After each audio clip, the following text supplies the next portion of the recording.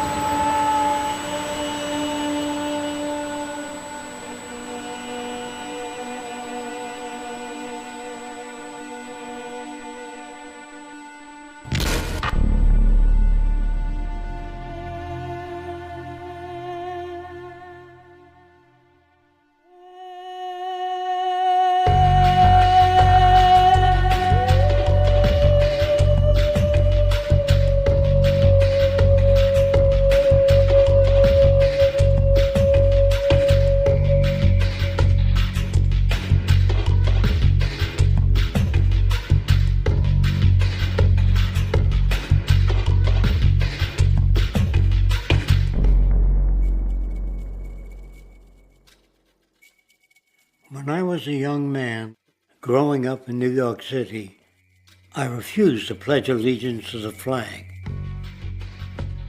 Of course, I was sent to the principal's office, and he asked me, "Why don't you want to pledge allegiance? Everybody does." I said, "Everybody once believed the earth was flat, but that doesn't make it so." I explained that America owed everything it has to other cultures and other nations, and that I would rather pledge allegiance to the earth and everyone on it. Needless to say, it wasn't long before I left school entirely, and I set up a lab in my bedroom. There I began to learn about science and nature. I realized then that the universe is governed by laws, and that the human being, along with society itself, was not exempt from these laws. Then came the crash of 1929, which began what we now call the Great Depression. I found it difficult to understand why millions were out of work, homeless, starving, while all the factories were sitting there. The resources were unchanged. It was then that I realized that the rules of the economic game were inherently invalid. Shortly after came World War II, where various nations took turns systematically destroying each other. I later calculated that all the destruction and wasted resources spent on that war could have easily provided for every human need on the planet. Since that time, I have watched humanity set the stage for its own extinction. I have watched as the precious finite resources are perpetually wasted and destroyed in the name of profit and free markets. I have watched the social values of society be reduced into a base artificiality of materialism and mindless consumption. And I have watched as the monetary powers control the political structure of supposedly free societies. I'm 94 years old now, and I'm afraid my disposition is the same as it was 75 years ago. This shit's got to go.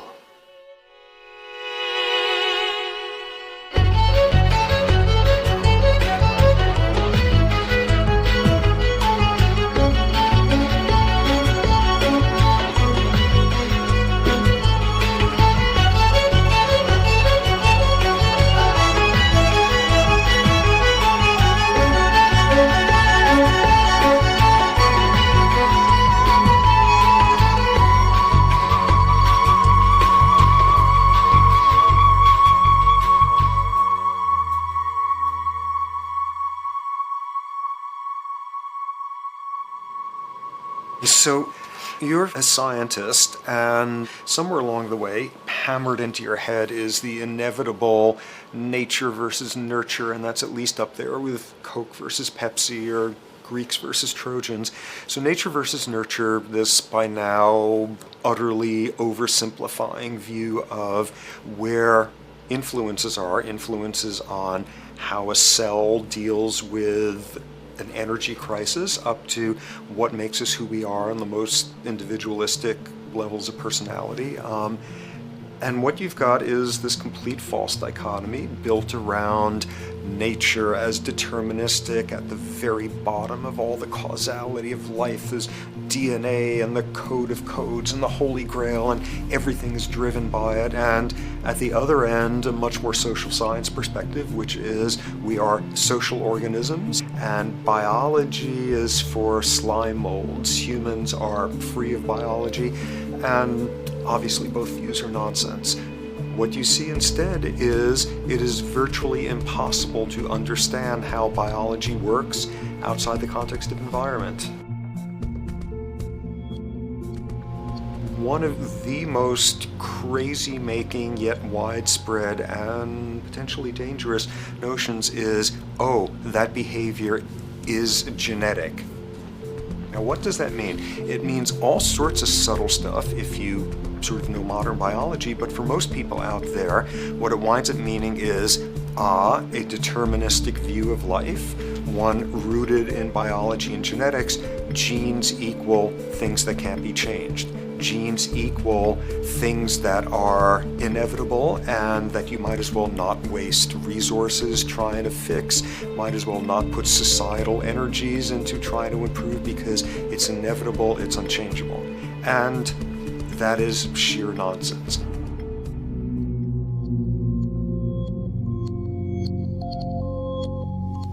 It is widely thought that conditions like ADHD are genetically programmed, conditions like schizophrenia are genetically programmed. The truth is the opposite. Nothing is genetically programmed. They're very rare diseases. I mean, a small handful, extremely sparsely represented in the population, that are truly genetically determined. Most complex conditions might have a predisposition that is a genetic component, but a predisposition is not the same as a predetermination. The whole search for the source of diseases in the genome was doomed to failure before anybody even thought of it, because most diseases are not genetically predetermined. Heart disease, cancer, strokes, rheumatoid conditions, autoimmune conditions in general, mental health conditions, addictions, these are none of them genetically determined. Breast cancer, for example, out of 100 women with breast cancer, only 7 will carry the breast cancer genes. 93 do not. And out of 100 women who do have the genes, not all of them will get cancer.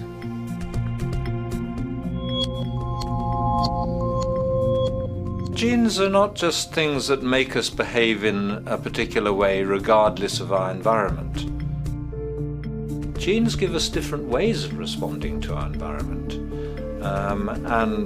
In fact, it looks as if some of the early childhood influences of a kind of child rearing affect gene expression, actually turning on and off different genes to put you on a different developmental track, which may suit the kind of world you've got to deal with.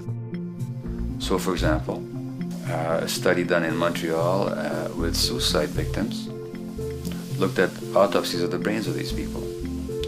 And it turned out that if a suicide victim, these are usually young adults, had been abused as children, the abuse actually caused a genetic change in the brain that was absent in the brains of people who had not been abused.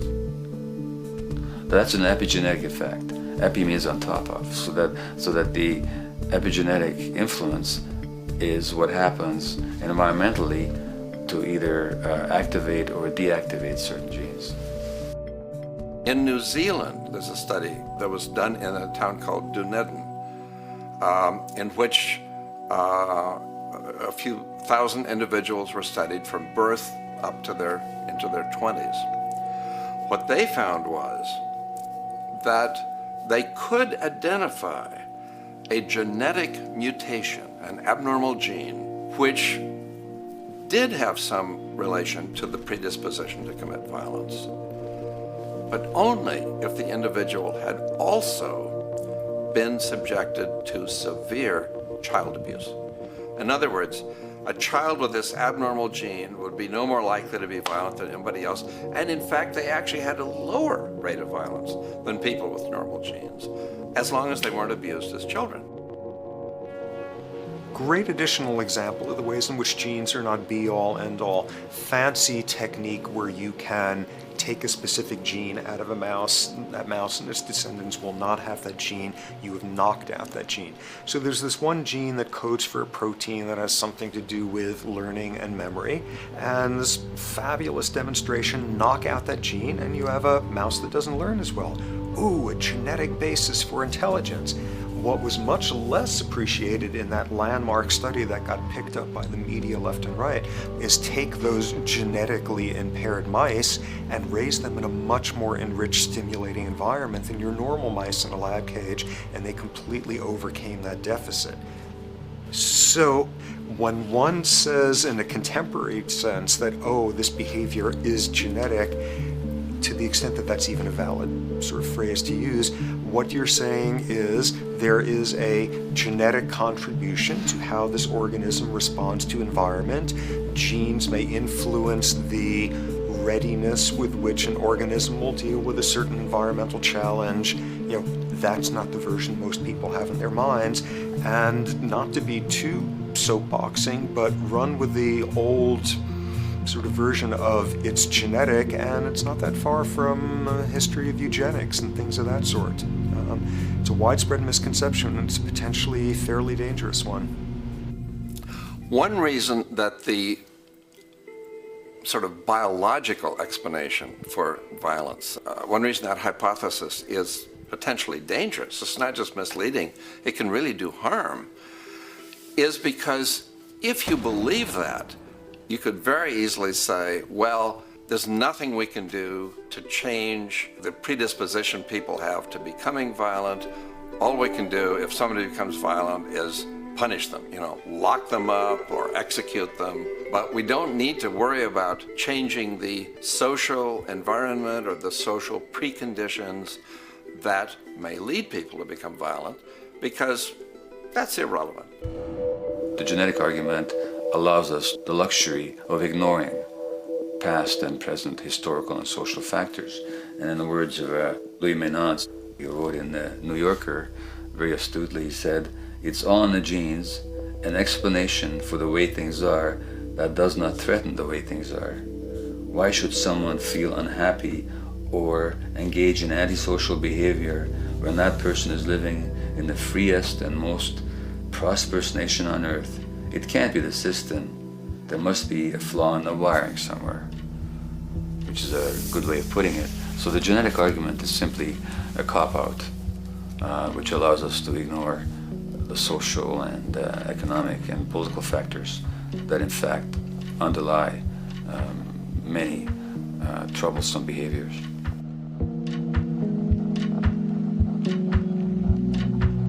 Addictions are usually considered to be a drug-related issue, but looking at it more broadly, I define addiction as any behavior that is associated with craving, with temporary relief, and with long-term negative consequences, along with an impairment of control over it, so that the person wishes to give it up or promises to do so, but can't follow through. And when you understand that, then you can see that there are many more addictions than simply those related to drugs. So there's workaholism, there's addiction to shopping, to the internet, to video games. There's the addiction to power. People have power, but they want more and more and more. Nothing is ever enough for them. Acquisition, corporations that must own more and more. The addiction to oil, or at least to the wealth and to the products made accessible to us by oil. Look at the negative consequences on the environment. We're destroying the very earth that we inhabit for the sake of that addiction. Now, these addictions are far more devastating in their social consequences than the cocaine or heroin habits of my downtown East Side patients. Yet they're rewarded and considered to be respectable. The tobacco company executive that shows a higher profit will get a much bigger reward. He doesn't face any negative consequences legally or otherwise. In fact, he's a respected member of the board of several other corporations. But tobacco smoke-related diseases kill 5.5 million people around the world every year. In the United States, they kill 400,000 people a year. And these people are addicted to what? To profit. To such a degree are they addicted that they're actually in denial about the impact of their activities, which is typical for addicts, is denial. And that's a respectable one. It's respectable to be addicted to profit no matter what the cost.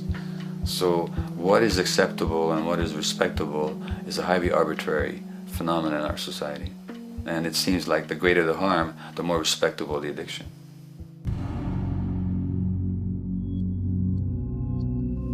There's a general myth that drugs in themselves are addictive. In fact, the war on drugs is predicated on the idea that if you interdict the sources of drugs, you can deal with addiction that way. Now, if we understand addiction in a broader sense, we see that nothing in itself is addictive. No substance, no drug is by itself addictive, and no behavior is by itself addictive. Many people can go shopping without becoming shopaholics. Not everybody becomes a food addict. Not everyone who drinks a glass of wine becomes an alcoholic. So the real issue is what makes people susceptible, because it's the combination of a susceptible individual and the potentially addictive substance or behavior that actually then makes for full flowering of addiction. In short, it's not the drug that's addictive, it's the question of the susceptibility of the individual to being addicted to a particular substance or behavior. If we wish to understand what then makes some people susceptible, we actually have to look at their life experience.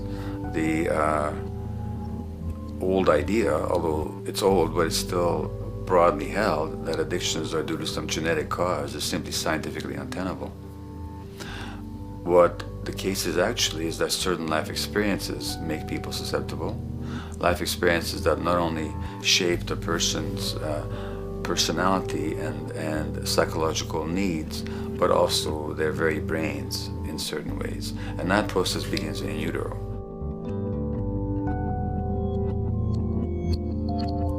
It's been shown, for example, that if you stress mothers during pregnancy, their children are more likely to have traits that predispose them to addictions. And that's because development is shaped by the psychological and social environment. So the biology of human beings is very much affected by and programmed by their life experiences beginning in utero. Environment does not begin at birth. Environment begins as soon as you have an environment. As soon as you are a fetus, you are subject to whatever information is coming through mom's circulations, hormones, levels of nutrients. Great landmark example of this, something called the Dutch hunger winter. 1944, Nazis occupying Holland. For a bunch of reasons, they decide to take all the food and divert it to Germany. For 3 months, everybody there is starving. Tens of thousands of people starve to death. What the Dutch hunger winter effect is, if you were a second or third trimester fetus during the starvation, your body learned something very unique during that time. As it turns out, second, third trimester, something that your body is going about trying to learn about the environment is, well, how menacing of a place is it out there? How plentiful? How much nutrients am I getting by way of mom's circulation? Be a fetus who is starving during that time, and your body programs forever after to be really, really, really stingy with your sugar and fat, and what you do is you store every bit of it. Be a Dutch hunger winter fetus, and half a century later, everything else being equal, you are more likely to have high blood pressure, obesity, or metabolic syndrome. That is environment coming in a very unexpected place. You can stress animals in a laboratory when they're pregnant, and their offspring will be more likely to use cocaine and alcohol as adults. You can stress human mothers. For example, in a British study, women who are abused in pregnancy will have higher levels of the stress hormone cortisol in their placenta at birth, and their children are more likely to have conditions that predispose them to addictions by age 7 or 8. So in utero stress already prepares the ground for all kinds of mental health issues. Israeli study done prior on children born to mothers who were pregnant prior to the onset of the 1967 war.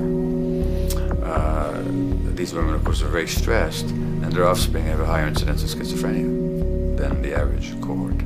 So there's plenty of evidence now that prenatal effects have a huge impact on the developing human being.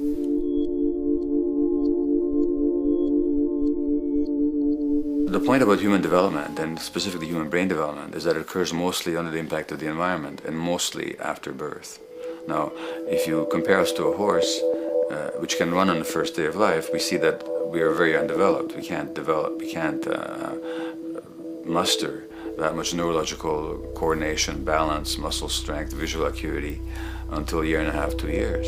And that's because the brain development that in the horse happens in the safety of the womb, in a human being has to happen after birth. And that has to do with simple evolutionary logic. As the head gets larger, which is what makes us into human beings, the burgeoning of the forebrain is what creates the human species, actually. At the same time, we walk on 2 legs, so our pelvis narrows to accommodate that. So now we have a narrower pelvis, a larger head. Bingo, we have to be born prematurely. And that means that the brain development that in other animals occurs in utero, in us, occurs after birth. And much of that under the impact of the environment. And the concept of neural Darwinism simply means that the circuits that get the appropriate input from the environment will develop optimally, and the ones that don't will either not develop optimally or perhaps not at all. If you take a child with perfectly good eyes at birth and you put him in a dark room for 5 years, he'll be blind thereafter for the rest of his life, because The circuits of vision require light waves for their development, and without that, even the rudimentary circuits present and active at birth will atrophy and die, and new ones will not develop. There's a significant way in which early experiences shape adult behavior, and even and especially early experiences for which there's no recall memory. It turns out that there are two kinds of memory. There is explicit memory, which is recall. This is when you can call back facts, details, episodes, circumstances. But the structure in the brain, which is called the hippocampus, which encodes recall memory, it doesn't even begin to develop fully until a year and a half, and it's not fully developed till much later, which is why hardly anybody has any recall memory prior to 18 months. But there's another kind of memory, which is called implicit memory, which is in fact an emotional memory, where the emotional impact and the interpretation that the child makes of those emotional experiences is ingrained in the brain in the form of nerve circuits ready to fire without specific recall. So to give you a clear example, people who are adopted have a lifelong sense of rejection very often. They can't recall the adoption, they can't recall the separation from birth mother, because there's nothing there to recall with. But the emotional memory of separation and rejection is deeply embedded in their brains. Hence, they're much more likely to experience a sense of rejection and a great emotional upset when they perceive themselves as being rejected than other people. That's not unique to people who are adopted, but it's particularly strong in them because of this function of implicit memory. People who are addicted, given that they, according to all the research literature, certainly in my experience, the hardcore addicts virtually were all significantly abused as children or suffered severe emotional loss. Their emotional or implicit memories are those of a world that's not safe and not helpful, caregivers who are not to be trusted, and relationships that are not safe enough to open up to vulnerably. And hence their responses tend to be to keep themselves separate from really intimate relationships, not to trust caregivers, doctors and other people who are trying to help them, and generally see the world as an unsafe place. And that's strictly a function of implicit memory, which sometimes has to do with incidents they don't even recall.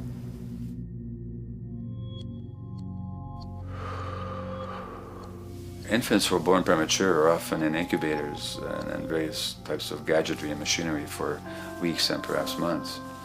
It's now known that if these children are touched and stroked on the back for just 10 minutes a day, that promotes their brain development. So human touch is essential for development. And in fact, infants who are never picked up will actually die. That's how much of a fundamental need being held is to human beings. In our society, there's an unfortunate tendency to tell parents not to pick up their kids, not to hold them, not to pick up babies who are crying for fear of spoiling them, or to encourage them to sleep through the night. You don't pick them up, which is just the opposite of what the child needs. And these children might go back to sleep because they give up and their brains just shut down as a way of defending against the vulnerability of being abandoned really by their parents. But their implicit memories will be that of a world that doesn't give a damn. A lot of these differences are structured very early in life. In a way, if you like, the parental experience of adversity, how tough life is or how easy it is passed on to children, whether through maternal depression or parents being bad-tempered with their kids because they've had a hard day or just being too tired at the end of the day. And these have very powerful effects, programming children's development, which we know a lot about now. But that's early sensitivity isn't just an evolutionary mistake. It exists again in many different species. Even seedlings, there's an early adaptive process to the kind of environment they're growing up in. But for humans, the adaptation is to the quality of social relations. And so early life, how nurturing or how much conflict, how much attention you get, is a taster of the kind of world you may be growing up in. Are you growing up in a world where you have to fight for what you can get, watch your back, fend for yourself, learn not to trust others? Or are you growing up in a society where you depend on reciprocity, mutuality, cooperation, where empathy is important, where your security depends on good relations with other people? And that needs a very different emotional and cognitive development. And that's what the early sensitivity is about. And parenting is almost, quite unconsciously, a system for passing on that experience to children of the kind of world they're in. The great British child psychiatrist D.W. Winnicott said that fundamentally two things can go wrong in childhood. One is when things happen that shouldn't happen, and then things that should happen but don't. And the first category is the traumatic and abusive and abandonment experiences of my downtown East Side patients and of many addicts. That's what shouldn't happen but did. But then there is the non-stressed, attuned, non-distracted attention of the parent that every child needs, that very often children don't get. They're not abused, they're not neglected, and they're not traumatized. But what should happen, the presence of the emotionally available, nurturing parent, just is not available to them because of the stresses in our society and the parenting environment. And the psychologist Alan Shore calls that proximal abandonment, when the parent is physically present, but emotionally absent. I have spent, roughly the last 40 years of my life working with the most violent people our society produces, murderers, rapists, and so on, in an attempt to understand what causes this violence. I discovered that the most violent of the criminals in our prisons had themselves been victims of a degree of child abuse that was beyond the scale of what I ever thought of applying the term child abuse to. I had no idea of the depth of the depravity with which children in our society are all too often treated. The most violent people I saw were themselves the survivors of their own attempted murder, often at the hands of their parents or other people in their social environment, or were the survivors of family members who'd been killed, their closest family members, by other people. The Buddha argued that everything depends on everything else. He says the one contains the many and the many contains the one. That you can't understand anything in isolation from its environment. The leaf contains the sun, the sky, and the earth, obviously. This has not been shown to be true, of course, all around, and specifically when it comes to human development. The modern scientific term for it is the biopsychosocial nature of human development, which says that the biology of human beings depends very much on their interaction with the social and psychological environment. And specifically, the psychiatrist and researcher Daniel Siegel at the University of California, Los Angeles, UCLA, has coined the phrase interpersonal neurobiology, which means to say that the way that our nervous system functions depends very much on our personal relationships. In the first place with the parenting caregivers, and in the second place with other important attachment figures in our lives, and in the third place with our entire culture. So that you can't separate the neurological functioning of a human being from the environment in which he or she grew up in and continues to exist in. And this is true throughout the life cycle. It's particularly true when you're dependent and helpless and your brain is developing, but it's true even in adults and even at the end of life.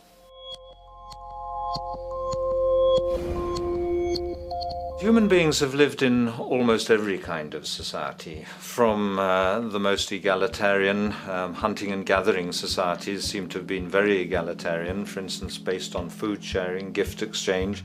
Small bands of people living predominantly off of foraging, but a little bit of hunting.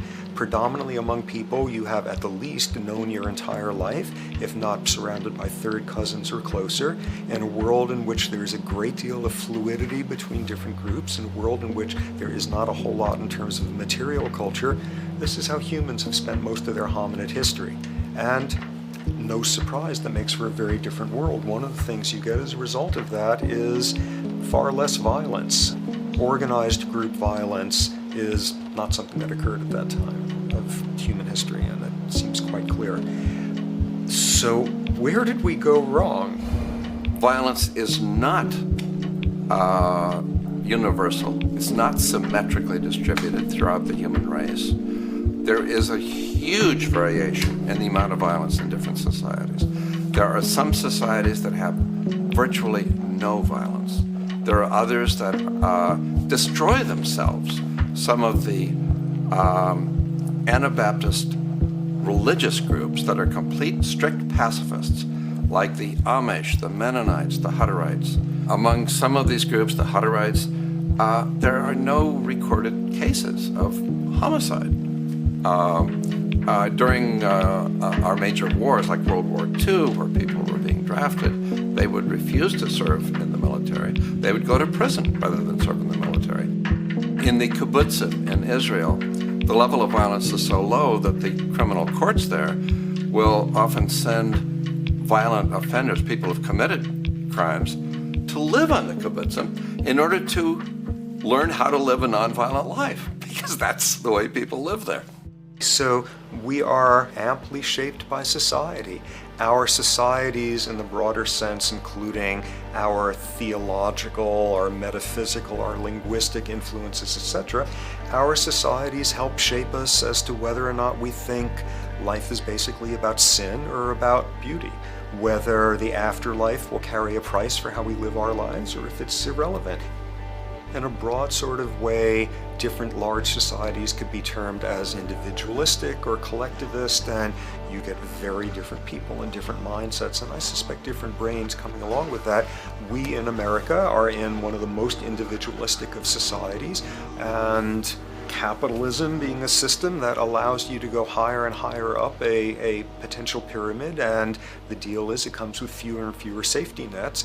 By definition, the more stratified a society is, the fewer people you have as peers, the fewer people with whom you have symmetrical, reciprocal relationships, and instead all you have are differing spots and endless hierarchies.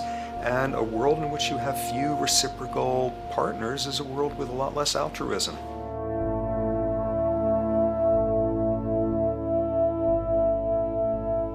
Alright, so this brings us to a total impossible juncture, which is to try to make sense in perspective of science as to what the nature is of human nature. You know, on a certain level, the nature of our nature is not to be particularly constrained by our nature. We come up with more social variability than any species out there, more systems of belief, of styles of family structures, of ways of raising children. The capacity for variety that we have is extraordinary.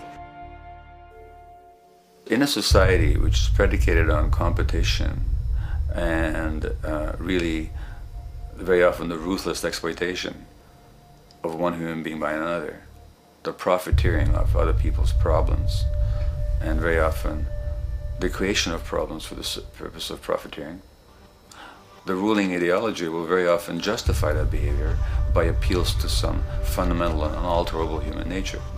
So the myth in our society is that people are competitive by nature, and that they're individualistic, and that they're selfish. The real reality is quite the opposite.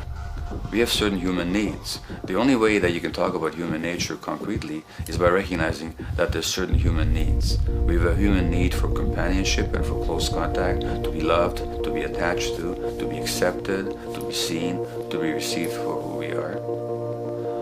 If those needs are met, we develop into people who are compassionate and cooperative and who have empathy for other people. So the opposite that we often see in our society is in fact the distortion of human nature, precisely because so few people have their needs met.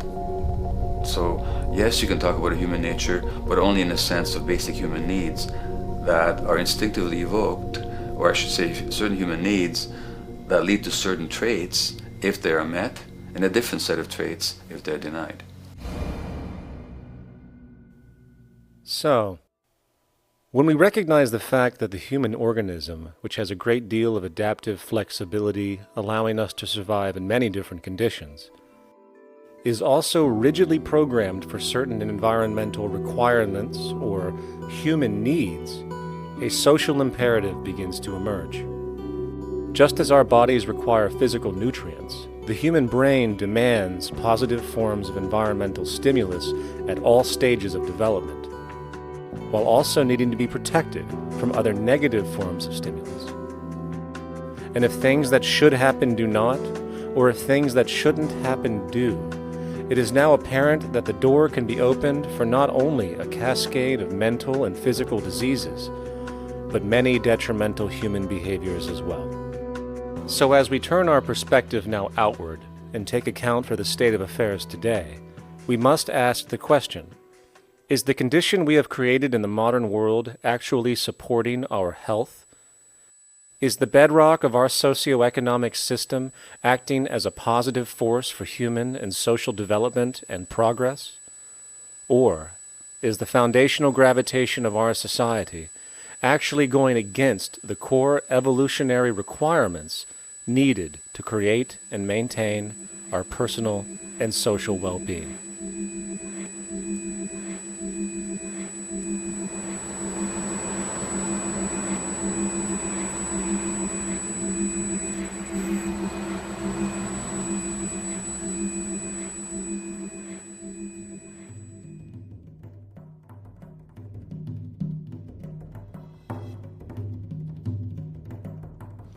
So one might ask, where did this all begin? What we have today, really a world in a state of cumulative collapse. You get it started with John Locke. And John Locke introduces property, and he has 3 provisos for just private right and property. And the 3 provisos are that there must be enough left over for others, and that you must not let it spoil, and that you, most of all, must mix your labor with it.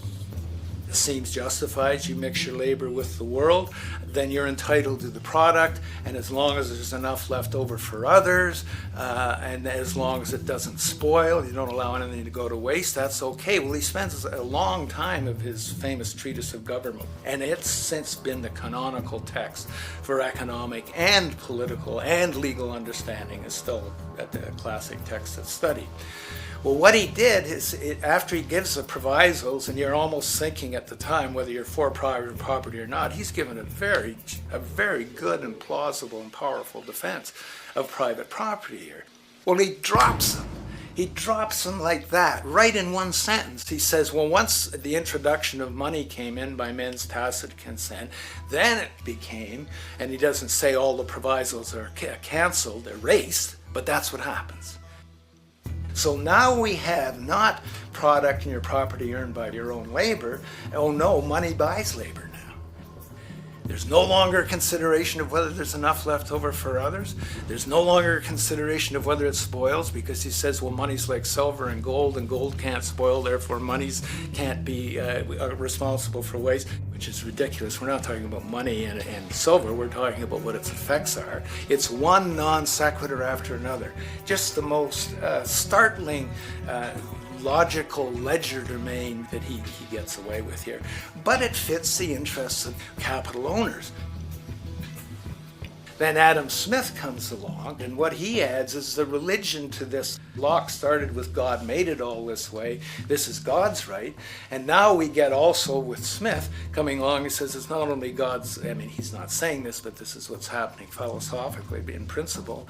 He's saying it's not only a question of private property, that's all now presupposed, is given. And that there's money investors that buy labor, given. That there's no limit to how much they can buy of other men's labor, how much they can accumulate, how much inequality, that's all given now. And so he comes along, and what his big idea is, and again, it's just introduced in parentheses, en passant. You know, when people put out the goods for sale and others, you know, the supply, and other people buy them with the demand and so forth, how do we have supply equaling demand or demand equaling supply? How can they come into equilibrium? And that is one of the central notions of economics, is how do they come into equilibrium? And he says it's the invisible hand of the market that brings them into equilibrium. So now we have God is actually immanent. He just didn't give the rights to property and how, all its wherewithal and its natural rights of doing all that Locke said. Now we have the system itself as God. In fact, Smith says, when he talks, and you'll never find this quoted, you have to read the whole of the Inquiry into the Wealth of Nations. He says, the scantiness of subsistence sets limits to the reproduction of the poor, and that nature can deal with this in no other way than elimination of their children. So he anticipated evolutionary theory in the worst sense. This is well before Darwin. And so he called them the race of laborers. So you can see there was inherent racism built in here. There was an inherent acceptance, life blindness to kill innumerable children. And he thought, well, that's the invisible hand making supply meet demand and demand meet supply. So see how wise God is. So you can see a lot of the really virulent, life-destructive, eco-genocidal things that are going on now have, in a way, a thought gene back in Smith too. When we reflect on the original concept of the so-called free market capitalist system, as initiated by early economic philosophers such as Adam Smith, we see that the original intent of a market was based around real, tangible, life-supporting goods for trade. Adam Smith never fathomed that the most profitable economic sector on the planet would eventually be in the arena of financial trading, or so-called investment, where money itself is simply gained by the movement of other money in an arbitrary game which holds zero productive merit to society. Yet, regardless of Smith's intent, the door for such seemingly anomalous advents was left wide open by one fundamental tenet of this theory. Money is treated as a commodity in and of itself. Today, in every economy of the world, regardless of the social system they claim, money is pursued for the sake of money and nothing else. The underlying idea, which was mysteriously qualified by Adam Smith with his religious declaration of the invisible hand, is that the narrow, self-interested pursuit of this fictional commodity will somehow magically manifest human and social well-being and progress. The reality is that the monetary incentive interest, or what some have termed the money sequence of value, has now completely decoupled from the foundational life interest, which could be termed the life sequence of value. What has happened is that there's a complete confusion in economic doctrine between those two sequences. They think that the money sequence of value delivers the life sequence of value, and that's why they say if more goods are sold, if GDPs rise and so forth, therefore there'll be more well-being, enhanced well-being. We take the GDP to be basically our indicator of social health. Well, there you see the confusion. It's talking about money sequences of value, that is all the receipts, all the revenues that are derived from selling goods, and they're confusing that with life reproduction, so that you have built right into this thing from the beginning is a complete conflation of the money and life sequences of value. So we're dealing with a kind of structured delusion that becomes more and more deadly as the money sequence decouples from producing anything at all. So it's a system disorder, and the system disorder seems to be fatal.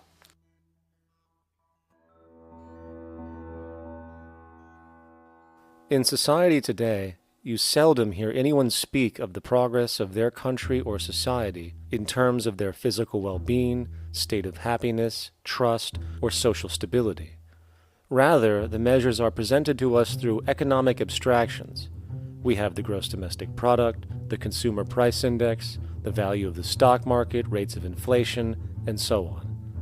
But does this tell us anything of real value as to the quality of people's lives? No, all these measures have to do with the money sequence itself and nothing more. For example, the gross domestic product of a country is a measure of the value of goods and services sold. This measure is claimed to correlate to the standard of living of a country's people. In the United States, healthcare accounted for over 17% of GDP in 2009, amounting to over $2.5 trillion spent. hence creating a positive effect on this economic measure. And based on this logic, it would be even better for the U.S. economy if healthcare services increased more so, perhaps to $3 trillion or $5 trillion, since that would create more growth, more jobs, and hence boasted by economists as a rise in their country's standard of living. But wait a minute, what do healthcare services actually represent? Well, sick and dying people. That's right, the more unhealthy people there are in America, the better the economy. Now, that is not an exaggeration or a cynical perspective. In fact, if we step back far enough, you will realize that the GDP not only doesn't reflect real public or social health on any tangible level, it is, in fact, mostly a measure of industrial inefficiency and social degradation. And the more you see it rise, the worse things are becoming with respect to personal, social, and environmental integrity. You have to create problems to create profit. There is no profit under the current paradigm in saving lives, putting balance on this planet, having justice and peace or anything else. There's just no profit there. There's an old saying, pass a law, create a business. Whether you're creating a business for a lawyer or whatever. So, crime does create business, just like destruction creates business in Haiti. We have now roughly 2 million people incarcerated in this country, and of those, many of them are in prisons run by private corporations, Corrections Corporation of America, Wackenhut, who trade their stock on Wall Street based upon how many people are in jail. Now that's sickness, but that is a reflection of what this economic paradigm calls for. So what exactly does this economic paradigm call for? What is it that keeps our economic system going? Consumption. Or more accurately, cyclical consumption. When we break down the foundation of classic market economics, we are left with a pattern of monetary exchange that simply cannot be allowed to stop or even substantially slowed, if the society as we know it is to remain operational. There are three main actors on the economic stage: the employee, the employer, and the consumer. The employee sells labor to the employer for income. The employer sells its production services and hence goods to the consumer for income. And the consumer, of course, is simply another role of the employer and employee, spending back into the system to enable the cyclical consumption to continue. In other words, the global market system is based on the assumption that there will always be enough product demand in society to move enough money around at a rate which can keep the consumption process going. And the faster the rate of consumption, the more so-called economic growth is assumed, and so the machine goes. But hold on, I thought an economy was meant to, economize? Doesn't the very term have to do with preservation and efficiency and a reduction of waste? So how does our system, which demands consumption and the more the better, efficiently preserve or economize at all? Well, it doesn't. The intent of the market system is, in fact, the exact opposite of what a real economy is supposed to do, which is efficiently and conservatively orient the materials for production and distribution of life-supporting goods. We live on a finite planet with finite resources, where, for example, the oil we utilize took millions of years to develop, where the minerals we use took billions of years to develop. So, having a system that deliberately promotes the acceleration of consumption for the sake of so-called economic growth is pure ecocidal insanity. Absence of waste, that's what efficiency is. Absence of waste. This system is more wasteful than all the other existing systems in the history of the planet. Every level of life organization and life system is in a state of crisis and challenge and decay or collapse. No peer-reviewed journal in the last 30 years will tell you anything different. That is that every life system is in decline, as well as social programs, as well as our water access. Try to name any means of life that isn't threatened and in danger. You can't. There really isn't one, and that's very, very despairing.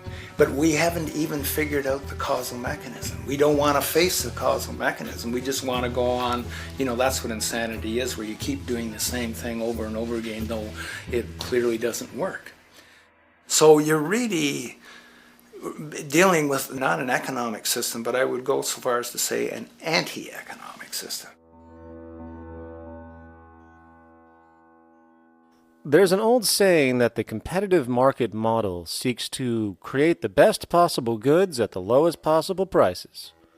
This statement is essentially the incentive concept, which justifies market competition based on the assumption that the result is the production of higher quality goods.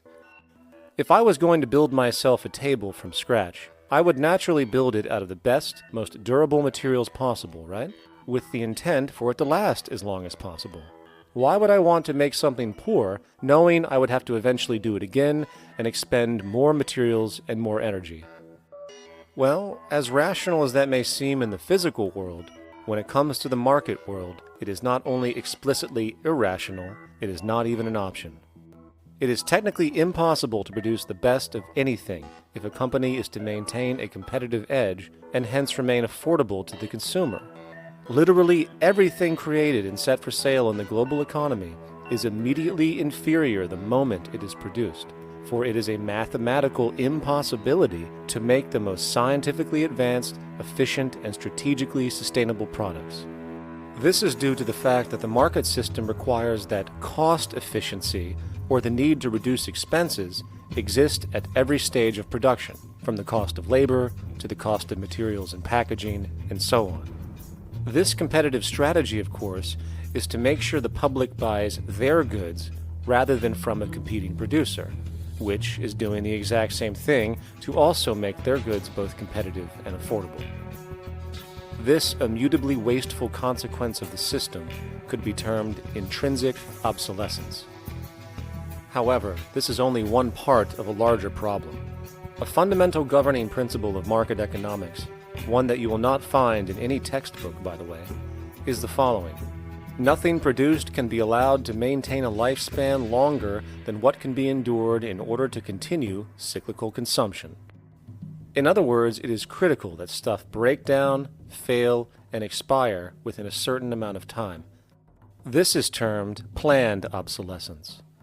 Planned obsolescence is the backbone of the underlying market strategy of every goods-producing corporation in existence.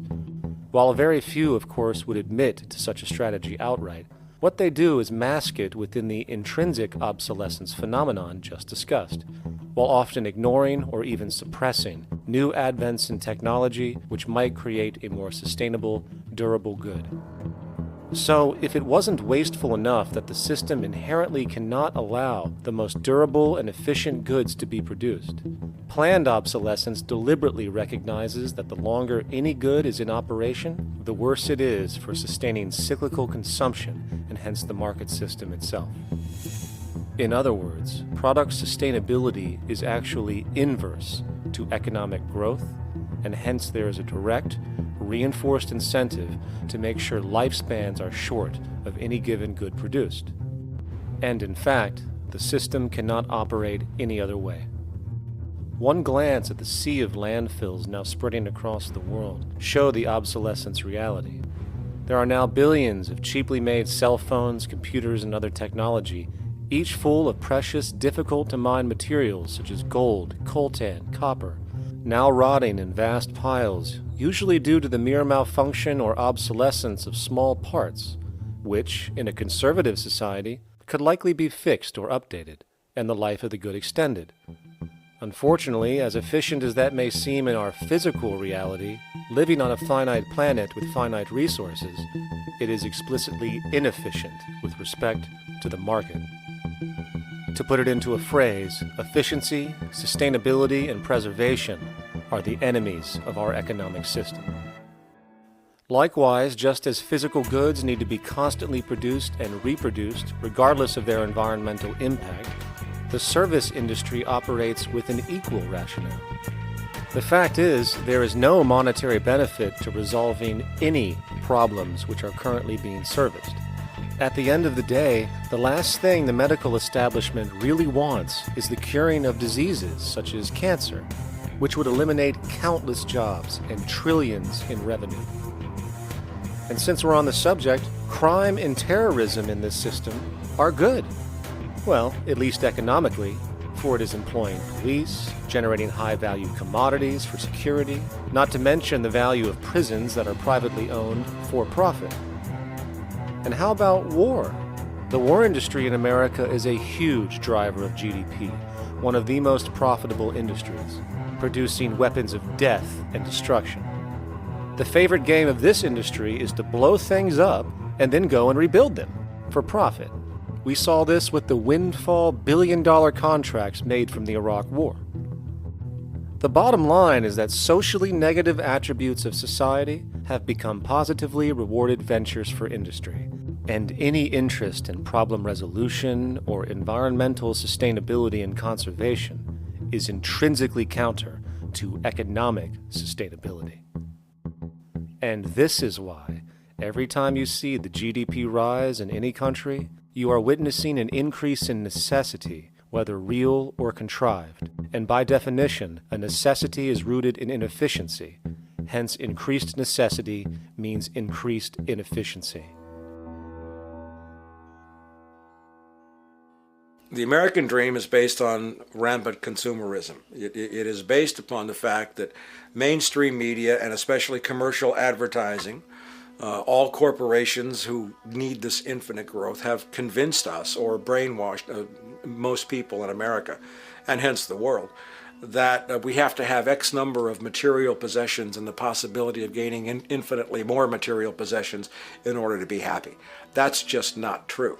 So why do people continue to buy in this way, which is ultimately eco-genocidal in its systemic effects cumulatively?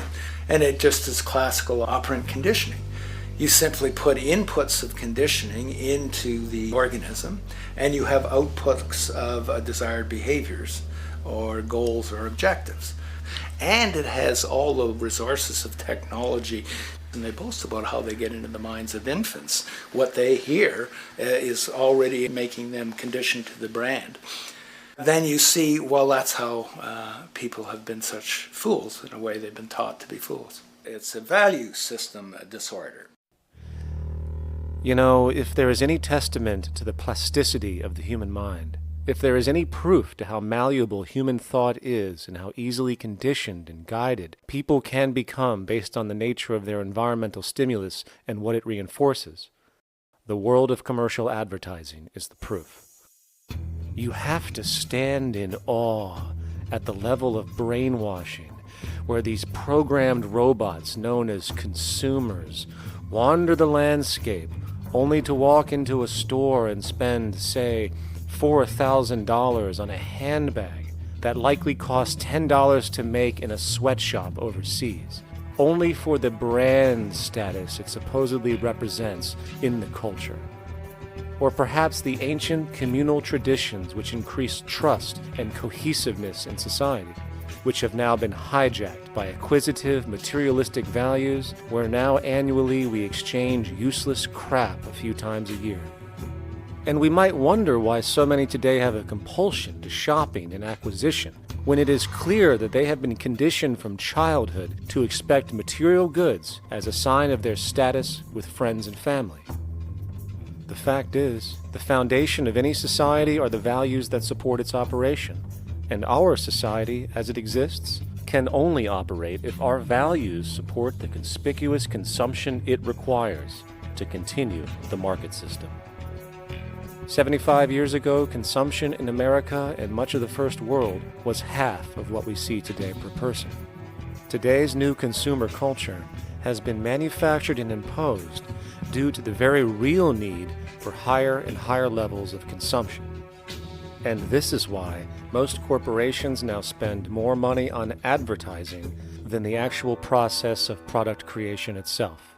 They work diligently to create a false need for you to fill, and it happens to work. You know, economists are in fact not economists at all. They're propagandists of money value, and you'll find that all their models basically get down to token exchanges that are to the profit of one side or both sides or whatever, but they're completely disconnected from the actually existing world of reproduction. In Ohio, an old man failed to pay his electric bill. You may be familiar with the case. And the electric company turned off the electricity and he died. The reason they turned it off was because it wouldn't have been profitable for them to keep it on because he didn't pay his bill. Do you believe that was right? The responsibility really lies not on the electric company for turning it off, but on those of this man's neighbors and friends and associates who are not charitable enough to enable him as an individual to meet the electric bill. Did I hear that right? Did he just say the death of a man caused by not having money was the responsibility of other people, or in effect, charity? Well then, I guess we're going to need a whole lot of infomercials, little miserable coin slot donations for bodega counters, and a bunch of pickle jars for the billion people now starving to death on this planet because of the very system Milton Friedman promotes. Whether you are dealing with the philosophies of Milton Friedman, F.A. Hayek, John Maynard Keynes, Ludwig von Mises, or any other major market economist, the basis of rationale rarely leaves the money sequence. It is like a religion. Consumption analysis, stabilization policies, deficit spending, aggregate demand. It exists as a never-ending, self-referring, self-rationalizing circle of discourse where universal human need, natural resources, or any form of physical life-supporting efficiency is ruled out by default and replaced by the singular notion that humans seeking advantage over each other for money alone, motivated by their own narrow self-interest, will magically create a sustainable, healthy, balanced society. There is no life coordinate in this whole theory, this whole doctrine. What are they doing? What are they doing? What they're doing is tracking money sequences. That's all it is tracking money sequences, presupposing everything that matters. One, that there's no life coordinates. Wow, no life coordinates. Two, that all the agents are self-maximizing preference seekers. That is, they think of nothing other than themselves and what they can get most for themselves. That's the notion, that's the ruling notion of rationality. Self-maximizing choice. And the only thing that they're interested in self-maximizing is money or commodities. Well, where does social relations come in? It doesn't, except in the exchange to self-maximize.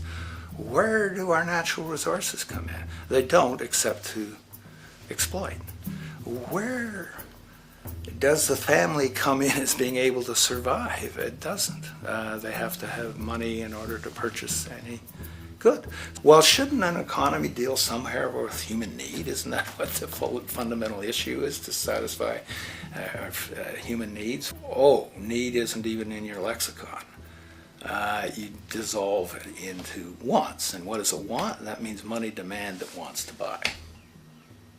Well, if it's money demand that wants to buy, it's got nothing to do with need, because it may be the person has no money demand and desperately needs, say, water supply. Or it may be money demand wants a gold toilet seat. Well, where does it all go? To the gold toilet seat. And you call this economics? Like, it's really, when one thinks of it, it's got to be the most bizarre delusion in the history of human thought.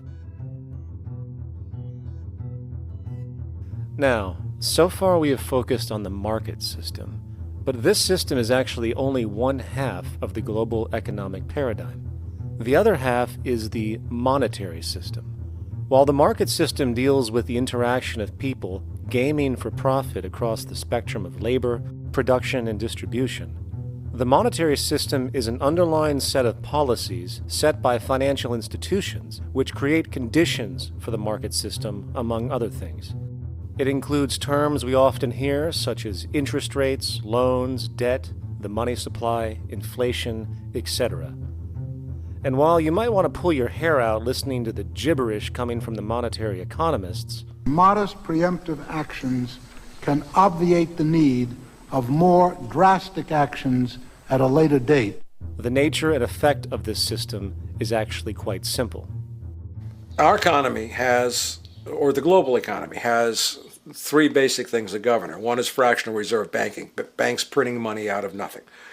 It's also based upon compound interest. When you borrow money, you have to pay back more than you borrowed, which means that you, in effect, create money out of thin air, again, which has to be serviced by creating still more money.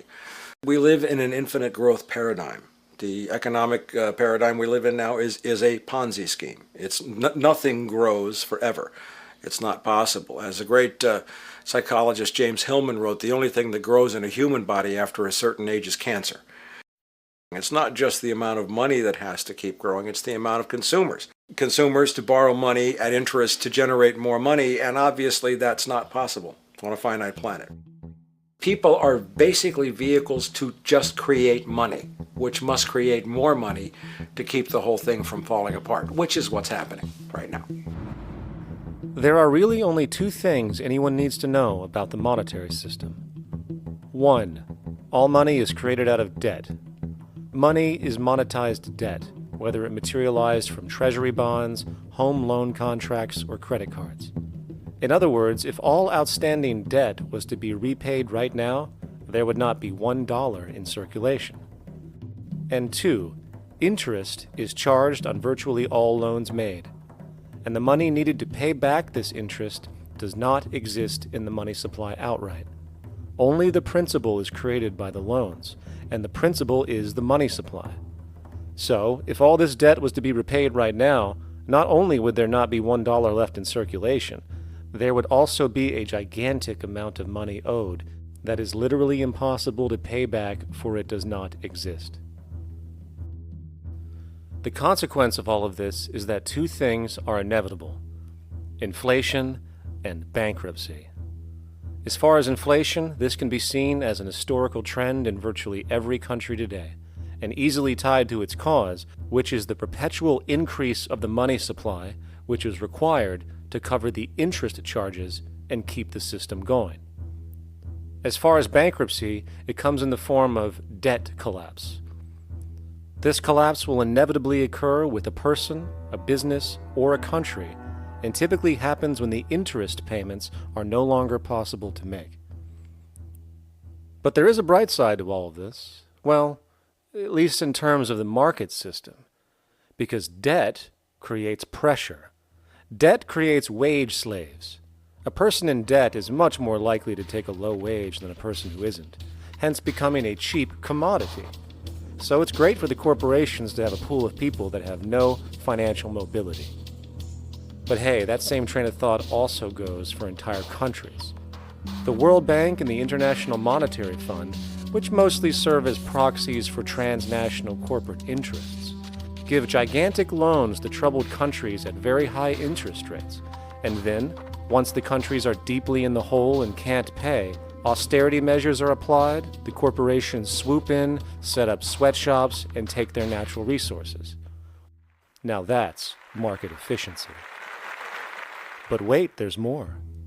You see, there's this unique hybrid of the monetary and market system called the stock market, which rather than, actually produce anything real, they just buy and sell money itself. And when it comes to debt, you know what they do? That's right, they trade it. They actually buy and sell debt for profit, from credit default swaps and collateralized debt obligations for consumer debt, to complex derivative schemes used to mask the debt of entire countries, such as the collusion of investment bank Goldman Sachs in Greece, which nearly collapsed the entire European economy. So when it comes to the stock market and Wall Street, we have an entirely new level of insanity born out of the money sequence of value. All you need to know about markets was written in an editorial in the Wall Street Journal a couple of years ago. It was called Lessons of the Brain-Damaged Investor.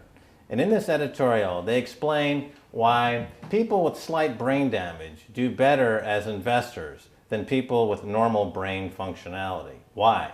Because the slightly brain-damaged person has no empathy.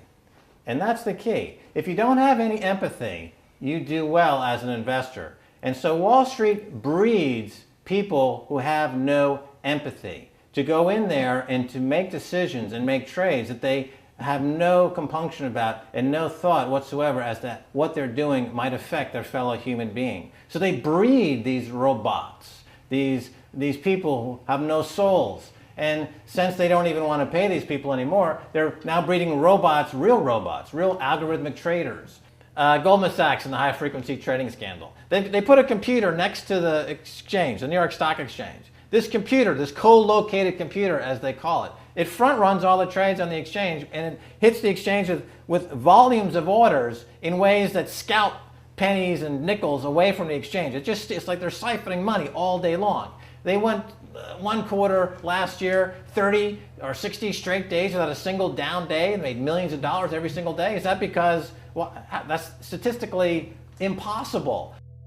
When I worked on Wall Street, the way it works is everyone kicks upstairs the bribes.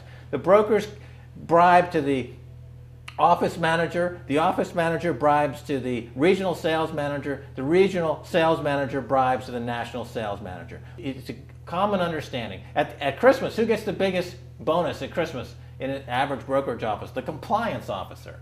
The compliance officer sits there all day long. He's supposed to be making sure you don't violate any of the margin rules and you're complying with the law. Of course, yeah, to the extent that you can bribe the compliance officer, yeah, that's right, you are complying with the law.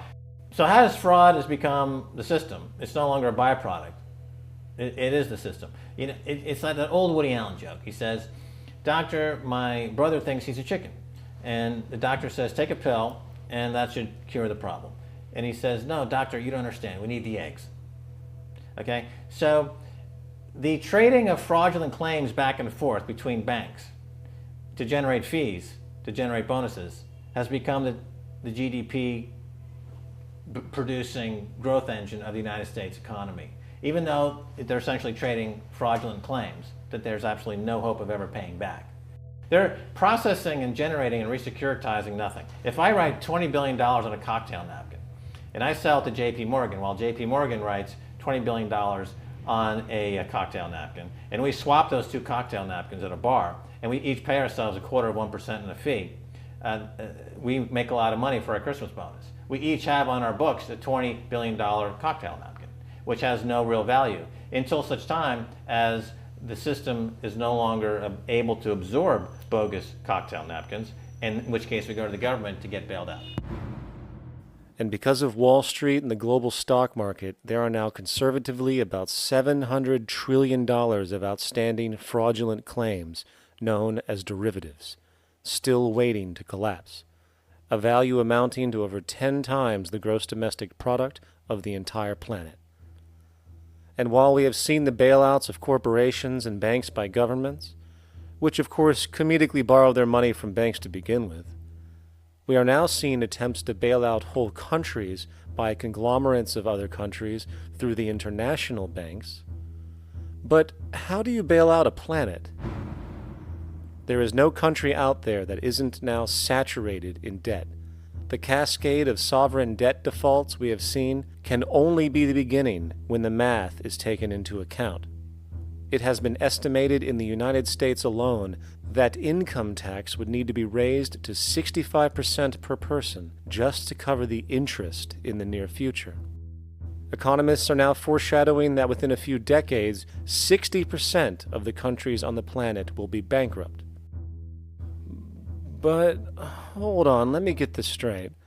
The world is going bankrupt, whatever the hell that means, because of this idea called debt, which doesn't even exist in the physical reality. It's only part of a game that we've invented. And yet, the well-being of billions of people is now being compromised. Extreme layoffs, tent cities, accelerating poverty, austerity measures imposed, schools shutting down, child hunger, and other levels of familial deprivation, all because of this elaborate fiction. What are we, fucking stupid? Hey, Mars, my man. Help a brother out, huh? Grow up, kid.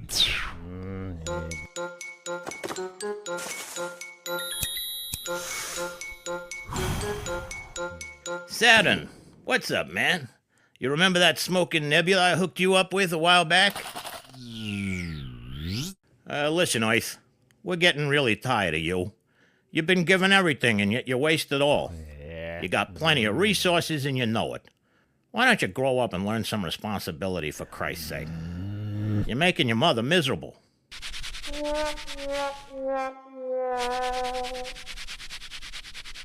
You're on your own, pal.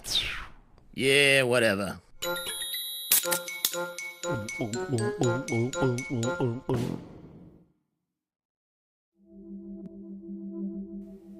Now, all of this considered, from the waste machine known as the market system to the debt machine known as the monetary system, hence creating the monetary market paradigm which defines the global economy today. There is one consequence that runs through the entire machine: inequality. Whether it is the market system which creates a natural gravitation towards monopoly and power consolidation, while also generating pockets of wealthy industries that tower over others regardless of utility, such as the fact that top hedge fund managers on Wall Street now take home over $300 million a year for contributing literally nothing, while a scientist looking for a cure for a disease trying to help humanity might make $60,000 a year if they're lucky. Or whether it is the monetary system, which has class division built right into its structure. For example, if I have $1 million to spare and I put it into a CD at 4% interest, I will make $40,000 a year. No social contribution, no nothing. However, if I'm a lower class person and have to take loans to buy my car or home, I am paying in interest, which, in abstraction, is going to pay that millionaire with the 4% CD. This stealing from the poor to pay the rich is a foundational, built-in aspect of the monetary system, and it could be labeled structural classism. Of course, historically, social stratification has always been deemed unfair, but obviously accepted overall as now 1% of the population owns 40% of the planet's wealth.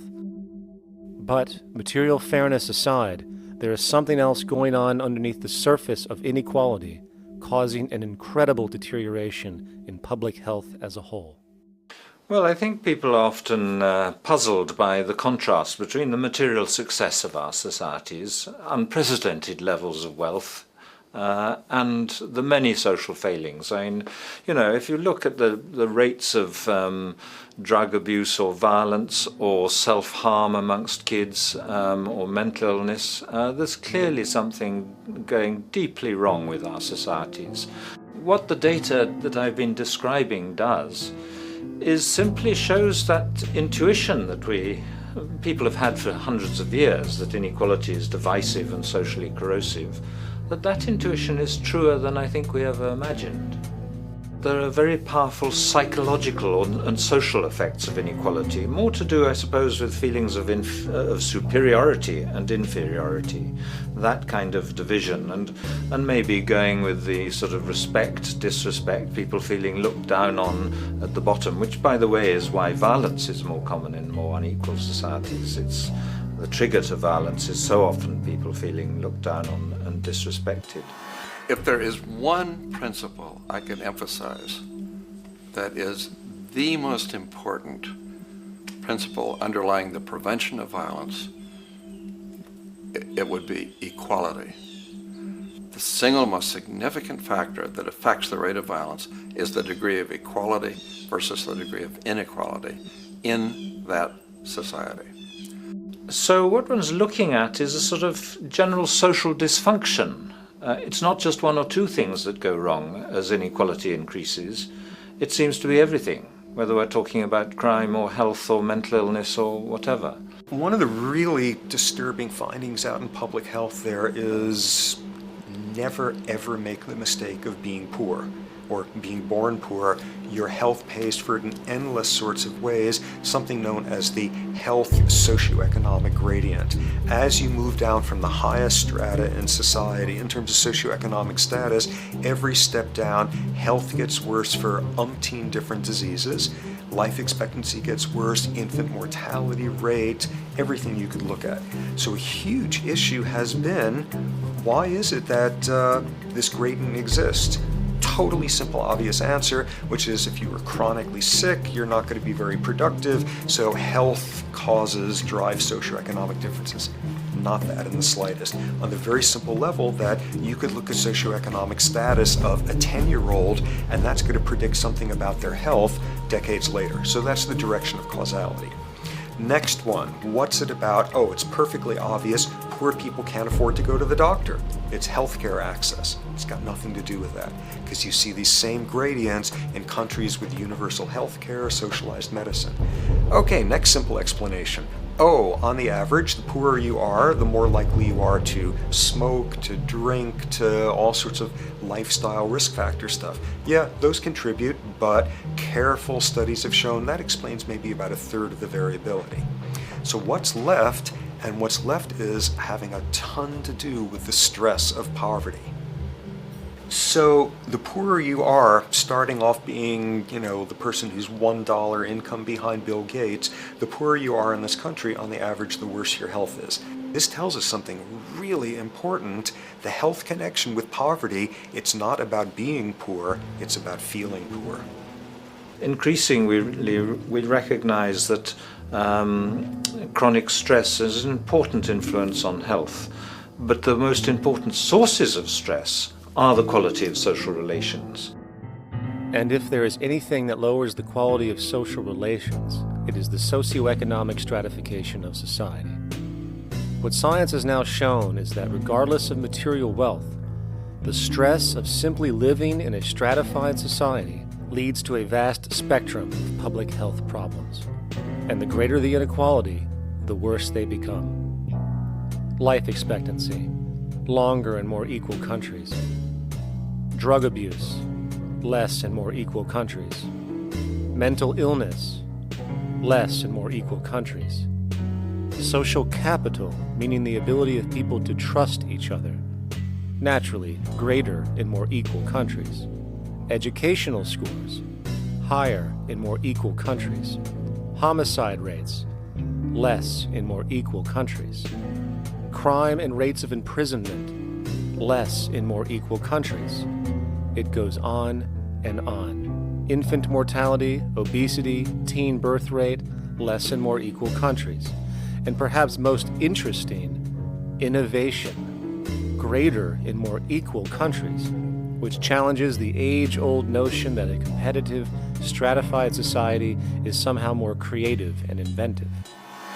Moreover, a study done in the UK called the Whitehall Study confirmed that there is a social distribution of disease as you go from the top of the socioeconomic ladder to the bottom.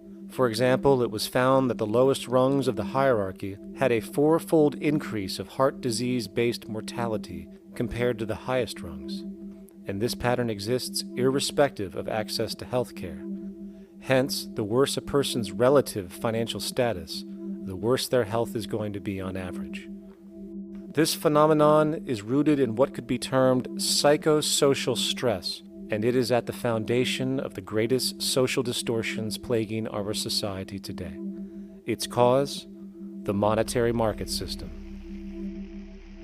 Make no mistake, the greatest destroyer of ecology, the greatest source of waste and depletion and pollution, the greatest purveyor of violence, war, crime, poverty, animal abuse, and inhumanity, the greatest generator of social and personal neuroses, mental disorders, depression, anxiety, not to mention the greatest source of social paralysis, stopping us from moving into new methodologies for personal health, global sustainability, and progress on this planet, is not some corrupt government or legislation, not some rogue corporation or banking cartel, not some flaw of human nature, and not some secret hidden cabal that controls the world. It is, in fact, the socio-economic system itself at its very foundation.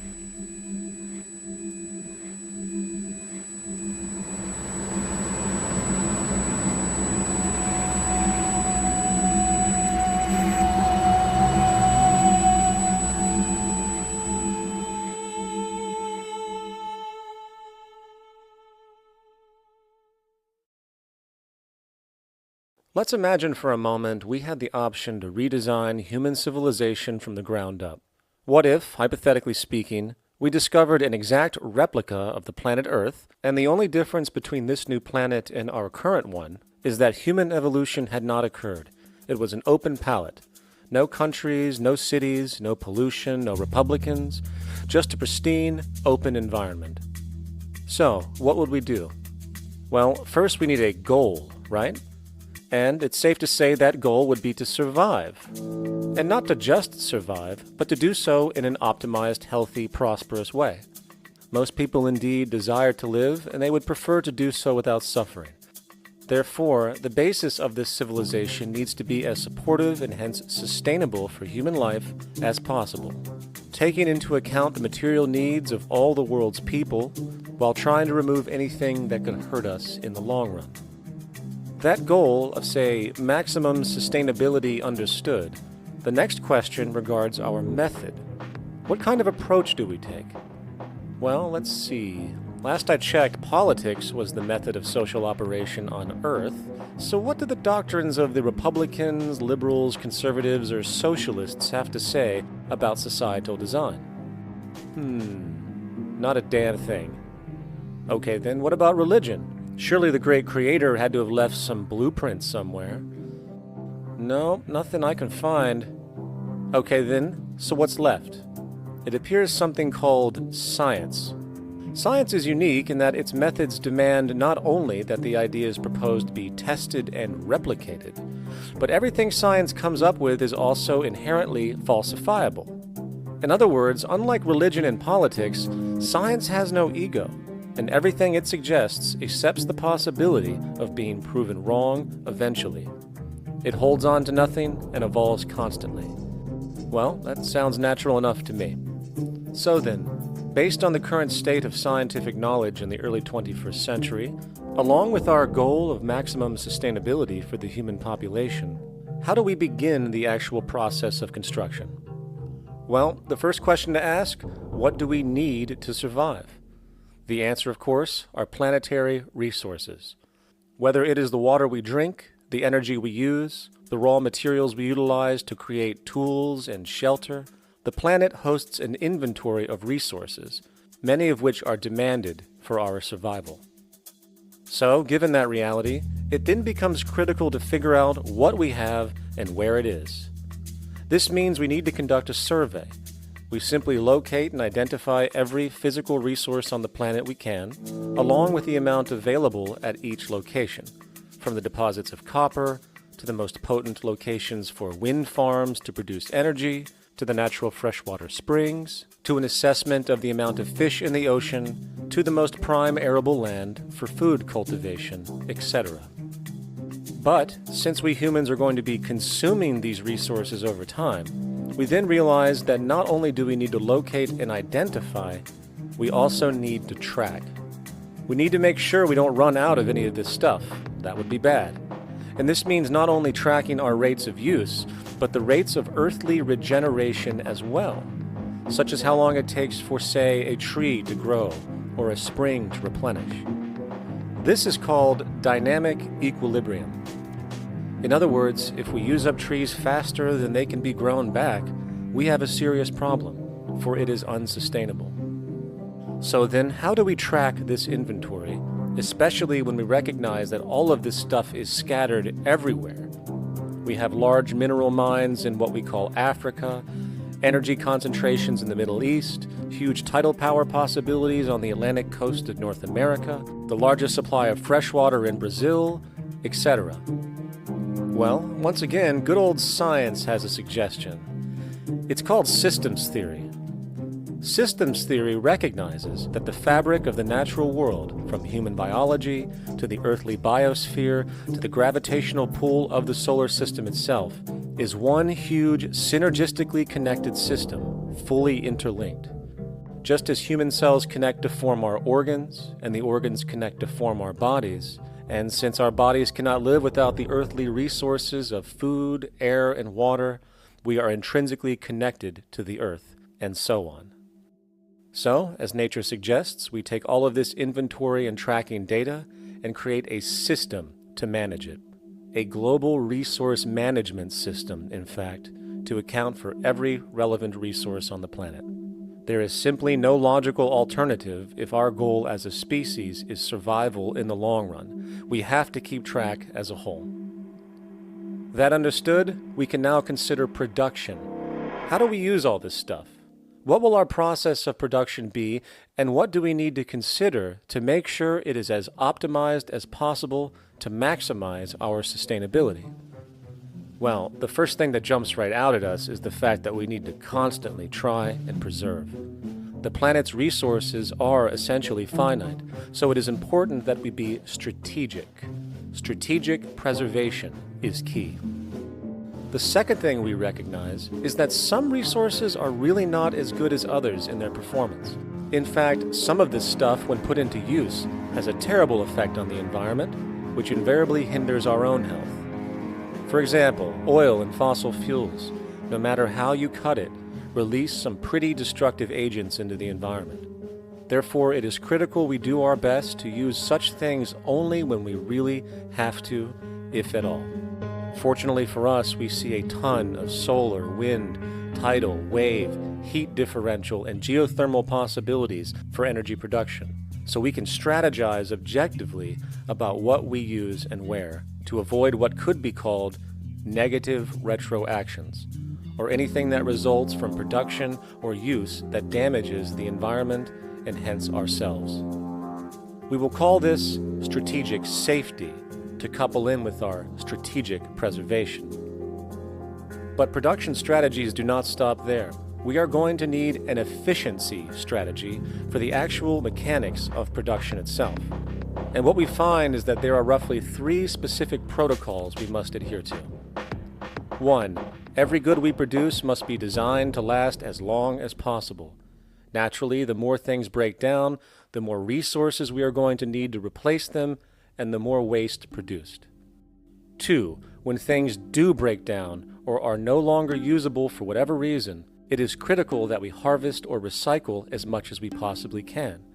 So the production design must take this into account directly at the very earliest stages. 3.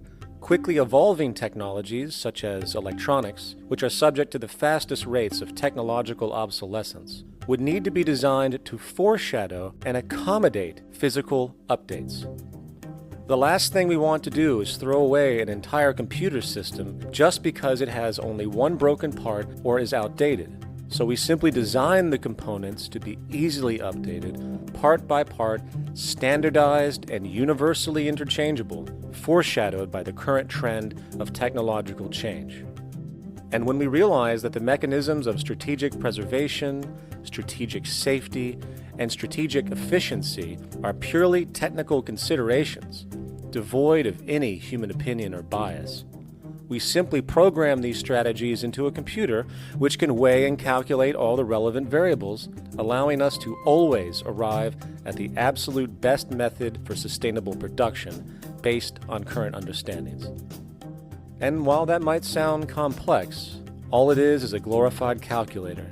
Not to mention such multivariate decision-making and monitoring systems are already used across the world today for isolated purposes. It is simply a process of scaling it out.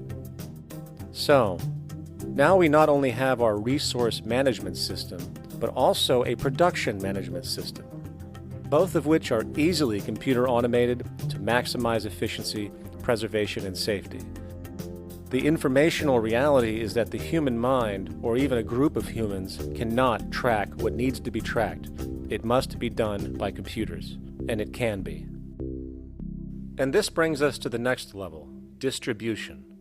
What sustainability strategies make sense here?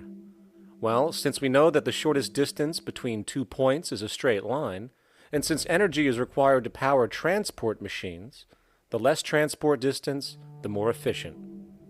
Producing goods in one continent and shipping them over to another only makes sense if the goods in question simply cannot be produced in the target area.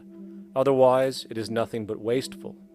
We must localize production so distribution is simple, fast, and requires the least amount of energy. We'll call this the proximity strategy, which simply means we reduce the travel of goods as much as possible, whether raw materials or finished consumer products. Of course, it might also be important to know what goods we are transporting and why, and this falls under the category of demand. And demand is simply what people need to be healthy and to have a high quality of life. The spectrum of material human needs range from core life-supporting necessities, such as food, clean water, shelter, to social and recreational goods, which allow for relaxation and personal social enjoyment, both important factors in human and social health overall. So, very simply, we take another survey. People describe their needs. Demand is assessed, and production begins based on that demand. And since the level of demand of different goods will naturally fluctuate and change around different regions, we need to create a demand distribution tracking system, so to avoid overruns and shortages. Of course, this idea is old news. It is used in every major store chain today to make sure they keep up with their inventory. Only this time we are tracking on a global scale. But, wait a minute, we really can't fully understand demand if we don't account for the actual usage of the good itself. Is it logical and sustainable for every single human to, say, have one of everything made, regardless of their usage? No, that would be simply wasteful and inefficient. If a person has a need for a good, but that need is only for, say, 45 minutes a day on average, it would be much more efficient if that good was made available to them and to others when needed. Many forget that it isn't the good that they want, it is the purpose of that good. When we realize that the good itself is only as important as its utility, we see that external restriction, or what we might call today ownership, is extremely wasteful and environmentally illogical in a fundamental economic sense. So, we need to devise a strategy called strategic access. This will be the foundation of our demand distribution tracking system, which makes sure we can meet the demand of the population's needs for access of whatever they need when they need it. And as far as physically obtaining the goods, centralized and regional access centers all make sense for the most part, placed in close proximity to the population, and a person would simply come in, take the item, use it, and when finished, return it when it is no longer needed. Sort of how a library works today. In fact, these centers could not only exist in the community in the way we see local stores today, but specialized access centers would exist in specific areas where often certain goods are utilized, saving more energy with less repeat transport. And once this demand tracking system is in order, it is tied into our production management system, and of course into our resource management system, hence creating a unified, dynamically updating, global economic management machine that simply makes sure we remain sustainable, starting with securing the integrity of our finite resources, moving to make sure we only create the best, most strategic goods possible, while distributing everything in the most intelligent and efficient way.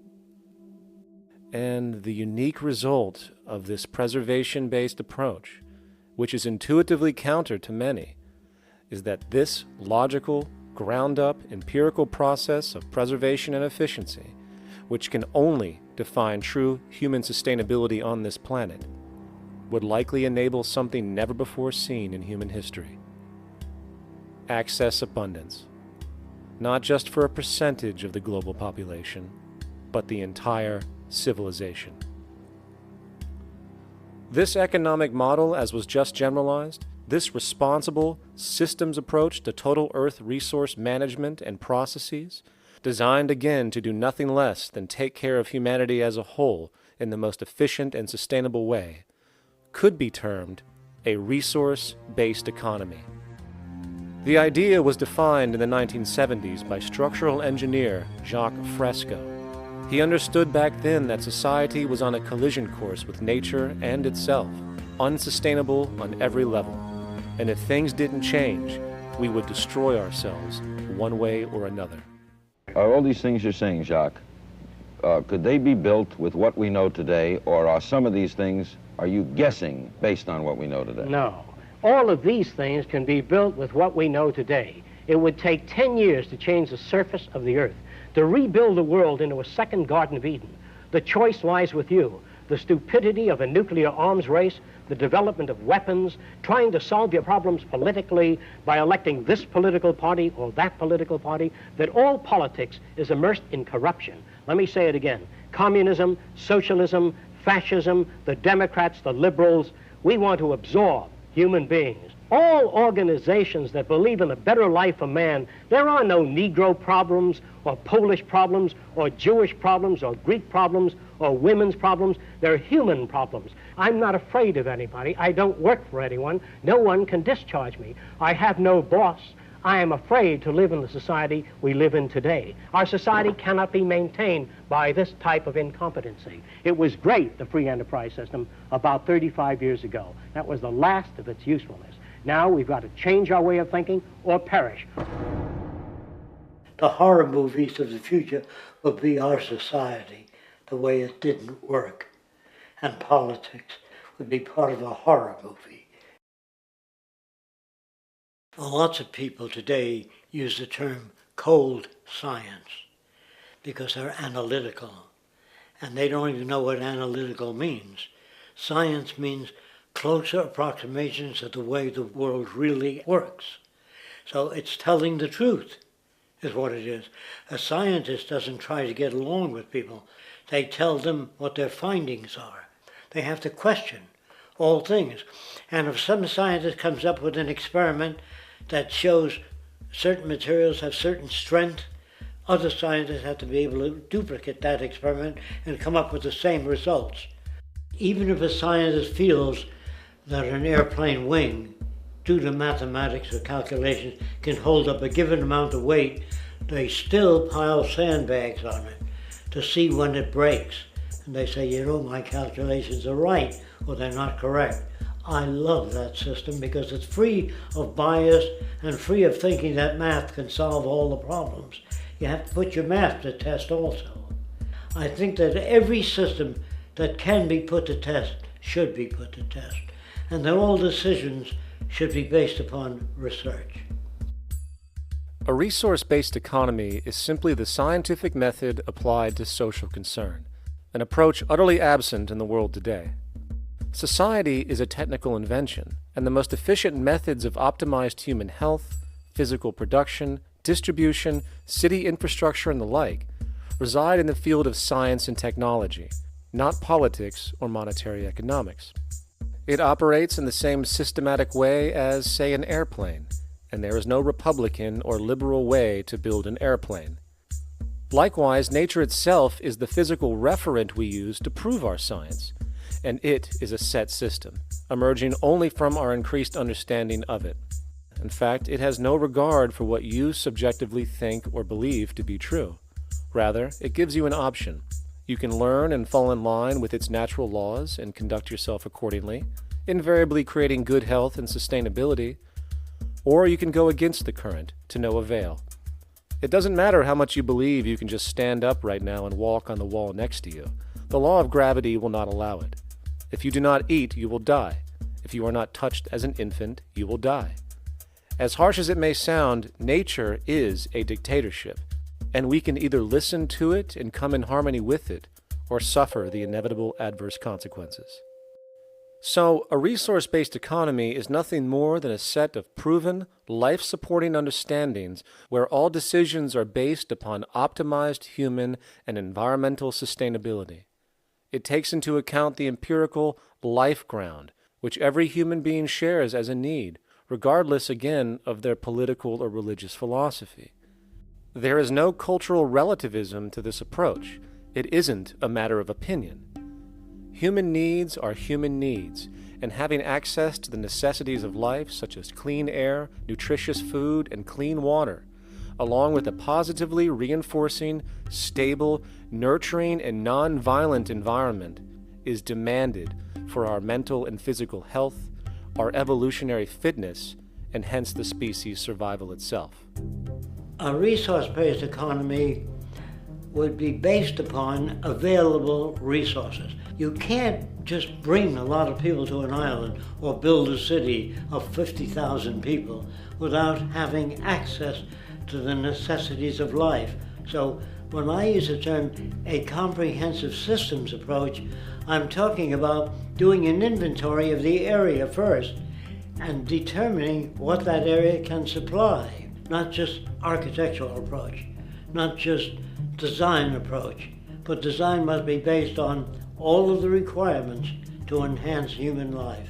And that's what I mean by an integrated way of thinking. Food, clothing, shelter, warmth, love, all those things are necessary.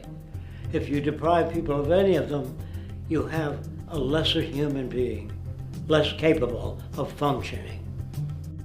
As previously outlined, a resource-based economy's ground-up, global, systems approach to extraction, production, and distribution is based upon a set of true economic mechanisms, or strategies, which guarantee efficiency and sustainability in every area of the economy. So, continuing this train of thought regarding logical design, what is next in our equation? Where does all this materialize? Cities. The advent of the city is a defining feature of modern civilization. Its role is to enable efficient access to the necessities of life, along with increased social support and community interaction. So how would we go about designing an ideal city? What shape should we make it? Square? Trapezoid? Well, given we're going to be moving around the thing, we might as well make it as equidistant as possible for ease, hence the circle. What should the city contain? Well, naturally we need a residential area, a goods production area, a power generation area, an agricultural area. But we also need nurturing as human beings, hence culture, nature, recreation, and education. So let's include a nice open park, an entertainment events area for cultural purposes and socializing, and educational and research facilities. And since we're working with a circle, it seems rational to place these functions in belts based on the amount of land required for each goal, along with ease of access. Very good. Now, let's get down to specifics. First, we need to consider the core infrastructure, or intestines, of the city organism. These would be the water, good, waste, and energy transport channels.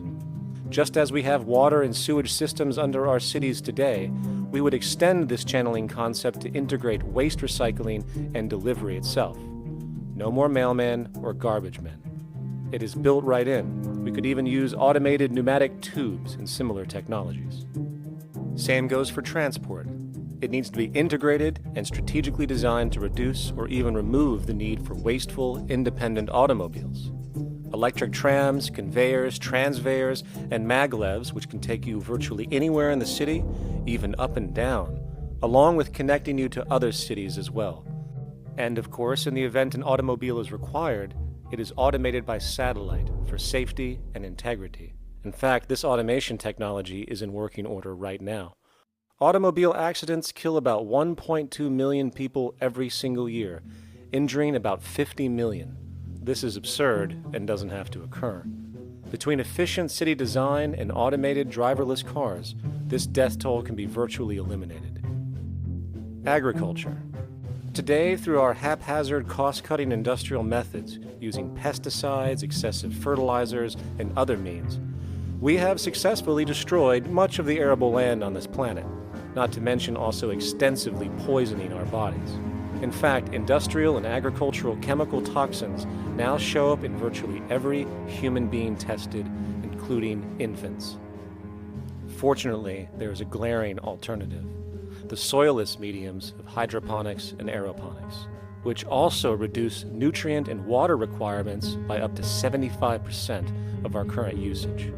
Food can now be organically grown on an industrial scale in enclosed vertical farms, such as in 50-story 1-acre plots, virtually eliminating the need for pesticides and hydrocarbons in general.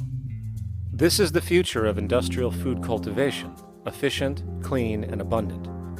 So, such advanced systems would be, in part, what comprise our agricultural belt, producing all the food required for the entire city's population, with no need to import anything from the outside, saving time, waste, and energy.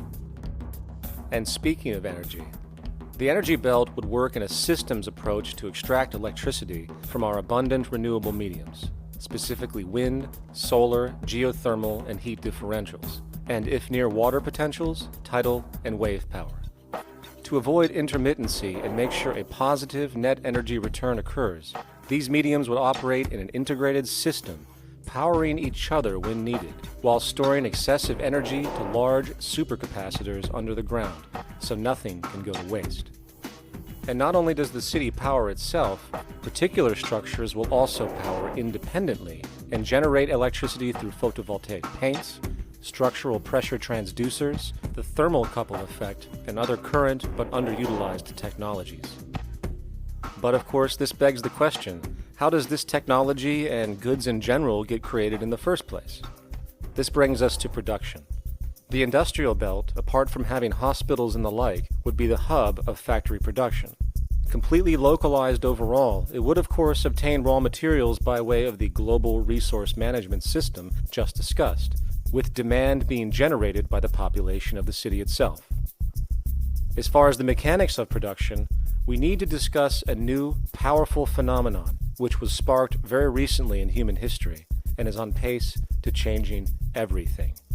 It's called mechanization, or the automation of labor.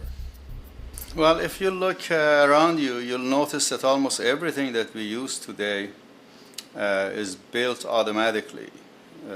Your shoes, your clothes, your home appliances, your car, and so on.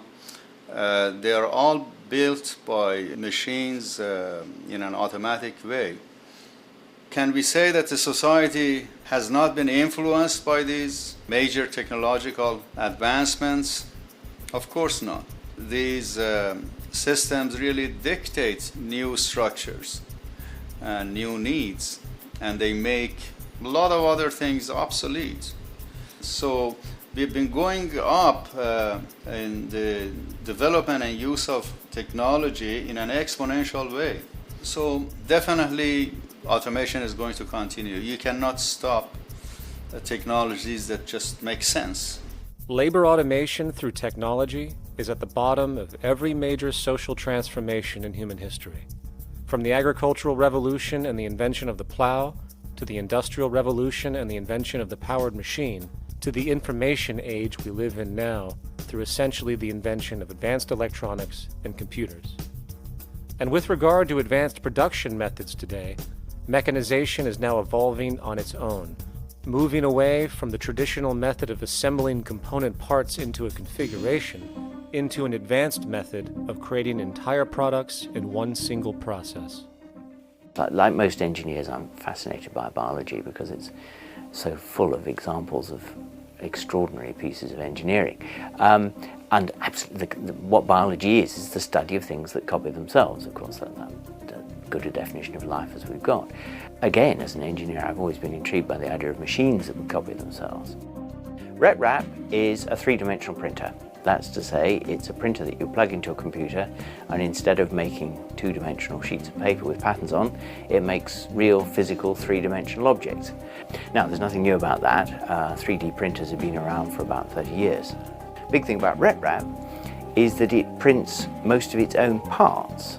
So if you've got one, you can make another one and give it to a friend, as well as being able to print lots of useful things. From the simple printing of basic household goods in your home, to the printing of an entire automobile body in one swoop, advanced automated 3D printing now has the potential to transform virtually every field of production, including home construction. Contour crafting is actually a fabrication technology, the so-called 3D printing, when you directly build a 3D object from a computer model. Using contour crafting, it will be possible to build a 2,000 square foot home entirely by the machine in one day. The reason that people are interested in automating construction is that it really brings a lot of benefits. For example, construction is pretty labor intensive, and although it provides job for a sector of the society, it also has issues and complications. For example, construction is the most dangerous job that there is. It is worse than mining and agriculture. It has got the highest level of fatality almost in every country. Another issue is the waste. An average home in the United States has 3 to 7 tons of waste. So this is huge if we look at the impact of construction and knowing that about 40% of all materials in the world are used in construction. So big waste of energy and resources and big damage to the environment as well. Making homes using hammers and nails and wood with the state of our technology today is really absurd and will go the way of our labor class in regards to manufacturing in the United States.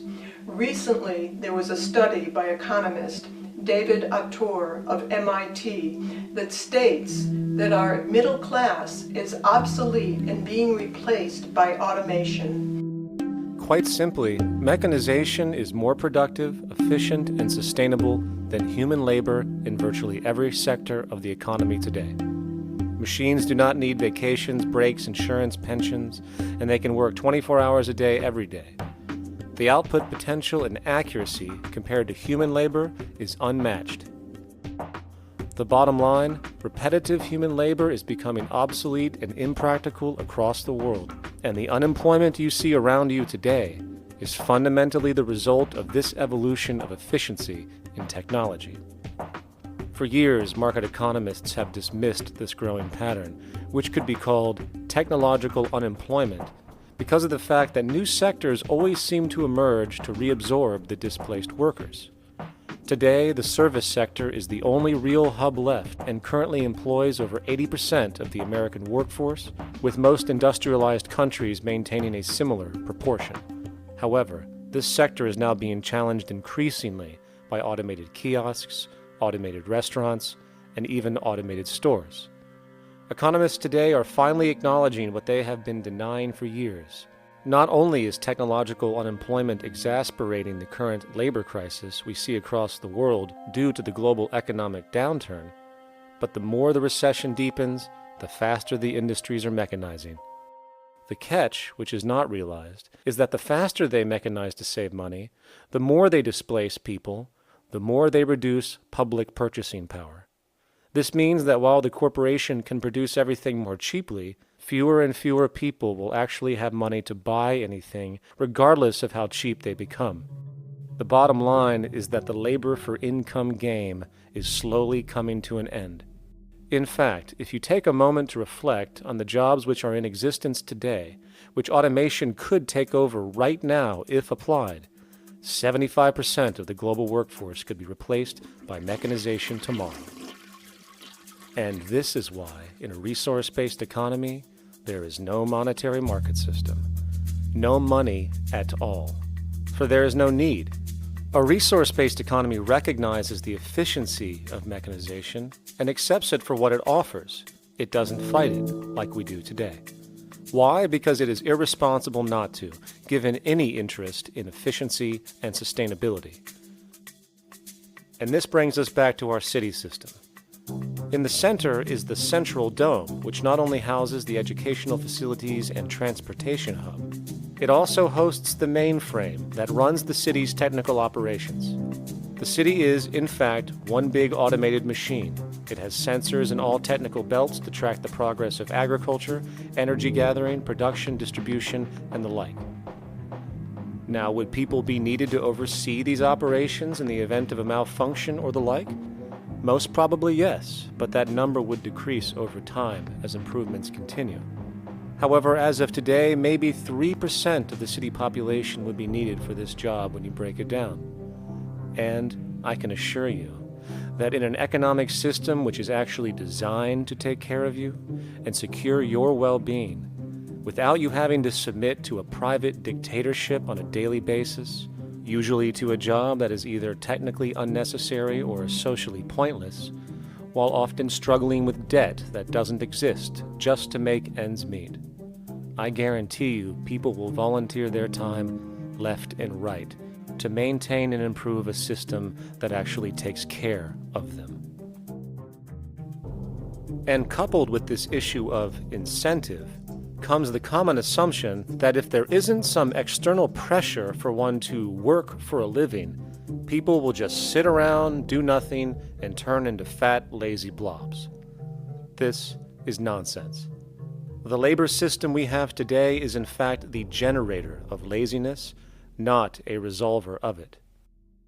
If you think back to when you were a child, full of life, interested in new things to understand, likely creating and exploring, but as time went on, the system pushed you into the focus of figuring out how to make money.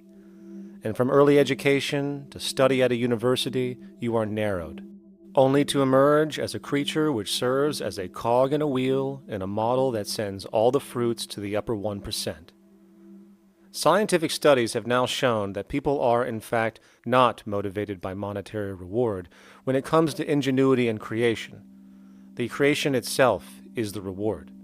Money, in fact, appears only to serve as an incentive for repetitive, mundane actions, a role we have just now shown can be replaced by machine.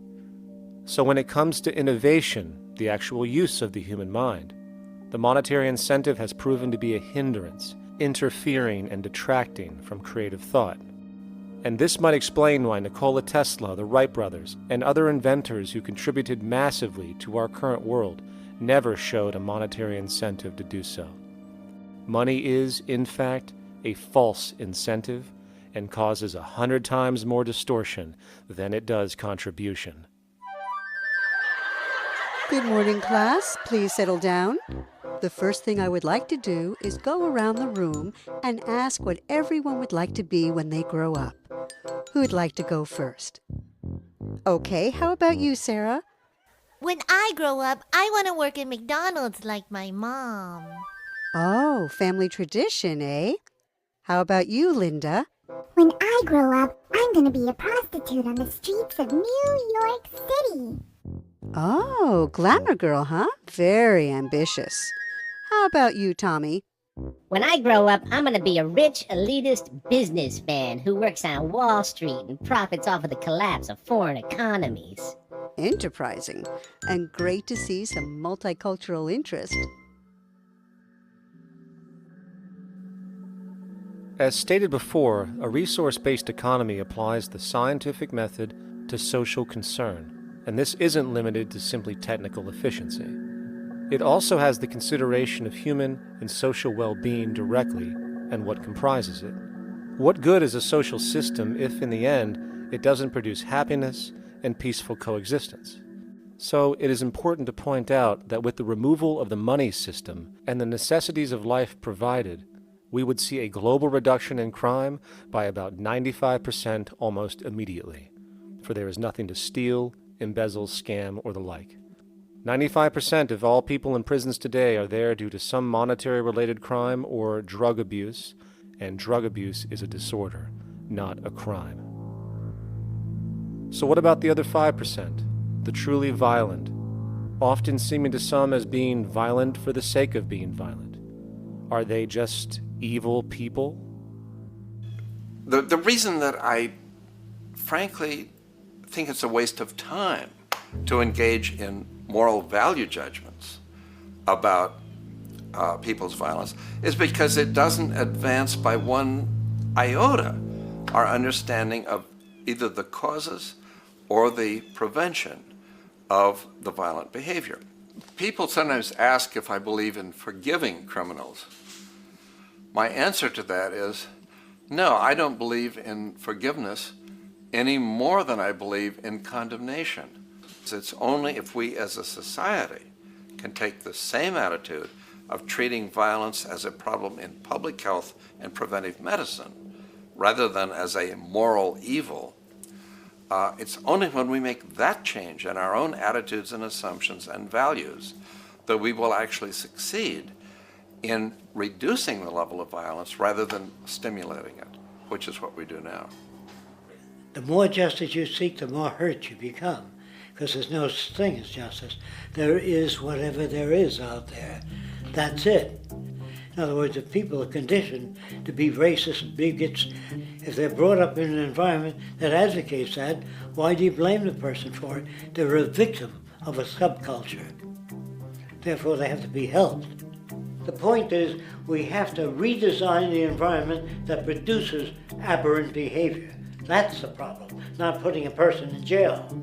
That's why judges, lawyers, freedom of choice, such concepts are dangerous because it gives you misinformation that the person is bad or that person is a serial killer. Serial killers are made, just like soldiers become serial killers with a machine gun. They become killing machines, but nobody looks at them as murderers or assassins because that's natural. So we blame people. We say, well, this guy was a Nazi, he tortured Jews. No, he was brought up to torture Jews. Once you accept the fact that people have individual choices and they're free to make those choices, free to make choices means without being influenced. And I can't understand that at all. All of us are influenced in all our choices by the culture we live in, by our parents, and by the values that dominate. So we're influenced. So there can't be free choices. What's the greatest country in the world? The true answer, I haven't been all over the world, and I don't know enough about different cultures to answer that question. I don't know anybody that speaks that way. They say, good old USA, the greatest country in the world. There's no survey. Have you been to India? No. Have you been to England? No. Have you been to France? No. What do you make your assumptions on? They can't answer. They get mad at you. They say, well, goddamn it, who the hell are you to tell me what to think? You know, don't forget, you're dealing with aberrated people. They're not responsible for their answers. They're victims of culture. That means they've been influenced by their culture.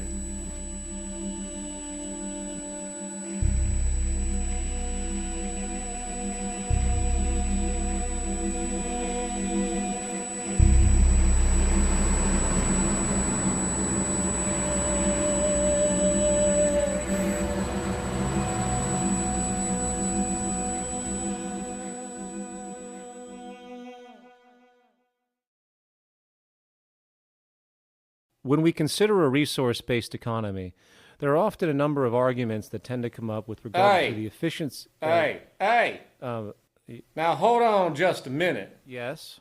I know what this is. This is called Marxism, buddy. Stalin killed 800 billion people because of ideas like this. My father died in the gulag. Hold on. Communist, fascist. You don't like America, you should just leave. All right, everybody just calm down. Death to the New World Order. Death to the New World Order. And as the irrationality of the audience grew, shocked and confused, suddenly the narrator suffered a fatal heart attack. And the seemingly communist propaganda film was no more.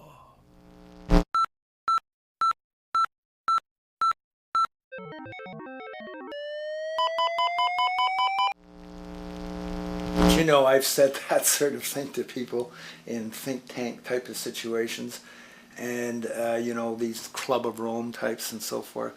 Marxist? What Marxist? Where did that come from?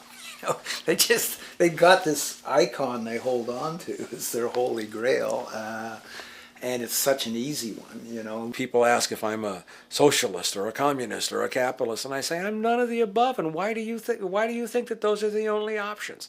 All of those political constructs were created by writers who assumed that we lived on a planet of infinite resources. Not a one of those political philosophies even contemplates that there might be a shortage of anything.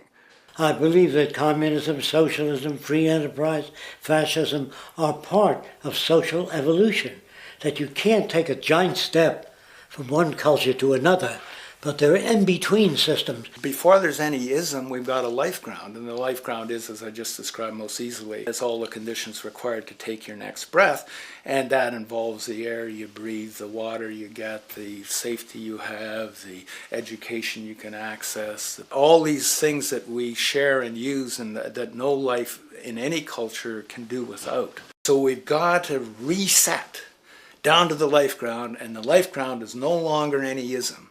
It's life value analysis. It's simply a matter of historical fact that the dominant intellectual culture of any particular society reflects the interests of the dominant group in that society. In a slave-owning society, the beliefs about human beings and human rights and so on will reflect the needs of the slave owners. In a society which again is based on the power of certain people to control and profit from the lives and work of millions of others, the dominant intellectual culture will reflect the needs of the dominant group. And so that if you look across the board, the ideas that pervade psychology and sociology and history and political economy and political science fundamentally reflect certain elite interests. And the academics who question that too much tend to get shunted to the side or to be seen as sort of radicals. The dominant values of a culture tend to support and perpetuate what is rewarded by that culture. And in a society where success and status is measured by material wealth, not social contribution, it is easy to see why the state of the world is what it is today. We are dealing with a values system disorder, completely denatured, where the priority of personal and social health have become secondary to the detrimental notions of artificial wealth and limitless growth. And like a virus, this disorder now permeates every facet of government, news media, entertainment, and even academia. And built into its structure are mechanisms of protection from anything that might interfere. Disciples of the monetary market religion, the self-appointed guardians of the status quo, constantly seek out ways to avoid any form of thought which might interfere with their beliefs, the most common of which are projected dualities. If you are not a Republican, you must be a Democrat. If you are not a Christian, you might be a Satanist. And if you feel society can be greatly improved to consider perhaps, I don't know, taking care of everyone, you're just a utopianist. And the most insidious of them all, if you are not for the free market, you must be against freedom itself. I'm a believer in freedom. Every time you hear the word freedom being said anywhere or government interference said anywhere, it means, decoded, blocking maximization of turning money into more money for private money possessors. That's it. Every other thing they'll say, oh, we need more commodities for people, oh, this is freedom against tyranny and so forth. Every time you see it, you can decode it down to that. And I think you'll find a one-to-one correlation with every time they use it. And this is a sense in which we might call it's a syntax, a governing syntax of understanding and of value, so that it governs beneath their own recognition of it. So they may not say, oh, I didn't mean that at all, but in fact, that's what they do. Just like you may speak a grammar, and you have rules of grammar you follow without recognizing what the rules are. And so what we have is what I call the ruling value syntax that underlies this. So every time they use these words, government interference, lack of freedom, or progress, or development, you can decode them all to come back to mean that. Of course, when you hear the word freedom, it tends to be in the same sentence with something called democracy. It's fascinating how people today seem to believe that they actually have a relevant influence on what their government does, forgetting that the very nature of our system offers everything for sale. The only vote that counts is the monetary vote, and it doesn't matter how much any activist yells about ethics or accountability. In a market system, every politician, every legislation, and hence every government is for sale. And even with the $20 trillion bank bailout starting in 2007, an amount of money which could have changed, say, the global energy infrastructure to fully renewable methods, instead going to a series of institutions that literally do nothing to help society, institutions that could be removed tomorrow with no recourse. The blind conditioning that politics and politicians exist for the public well-being still continues. The fact is, politics is a business, no different than any other in a market system, and they care about their self-interest before anything else. I don't really, honestly, deep down believe in political action. I think the system contracts and expands as it wants to. It accommodates these changes. I think the civil rights movement was an accommodation on the part of those who own the country. I think they see where their self-interest lies.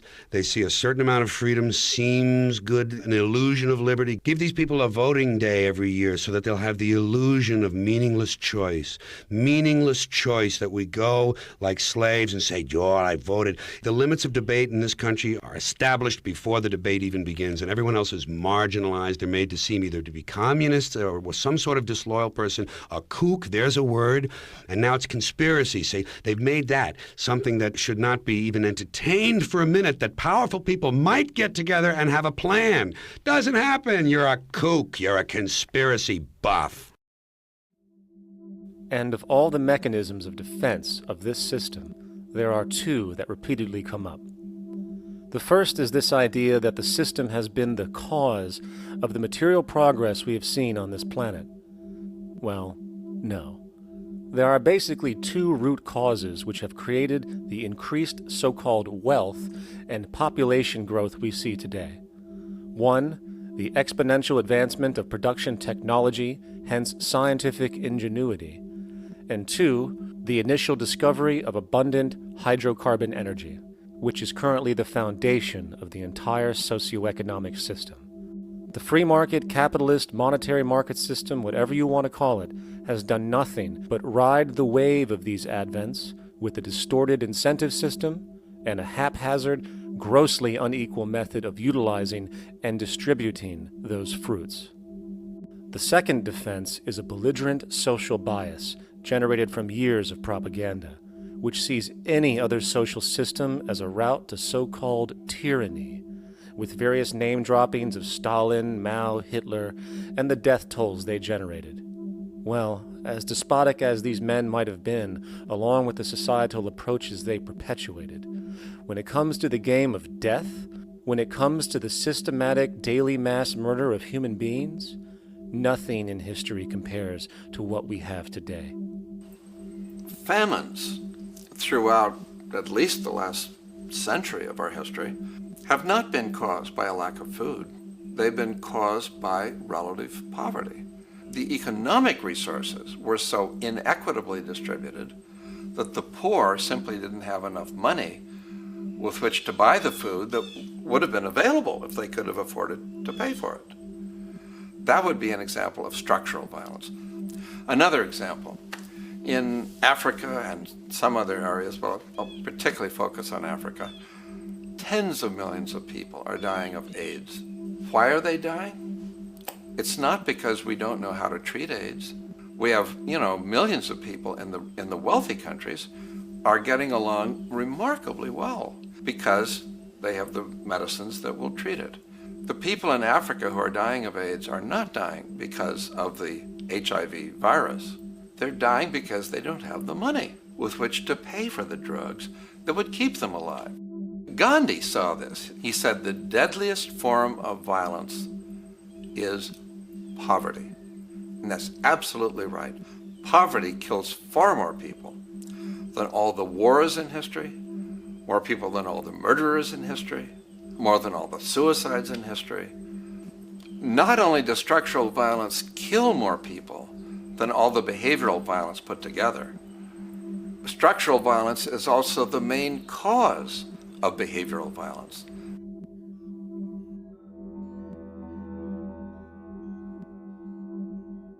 Oil is the foundation of, and it is present throughout the edifice of human civilization. There are 10 calories of hydrocarbon energy, oil and natural gas, in every calorie of food you and I eat in the industrialized world. Fertilizers are made from natural gas. Pesticides are made from oil. You drive oil-powered machines to plant, plow, irrigate, harvest, transport, package. You wrap the food in plastic, that's oil. All plastic is oil. There are 7 gallons of oil in every tire. Oil is everywhere. It's ubiquitous. And it's only because of oil that there are 7 billion people, or almost 7 billion people on this planet right now. The arrival of this cheap, easy energy, which is equivalent, by the way, to billions of slaves working around the clock, changed the world in such a radical way over the last century, and the population has gone up 10 times.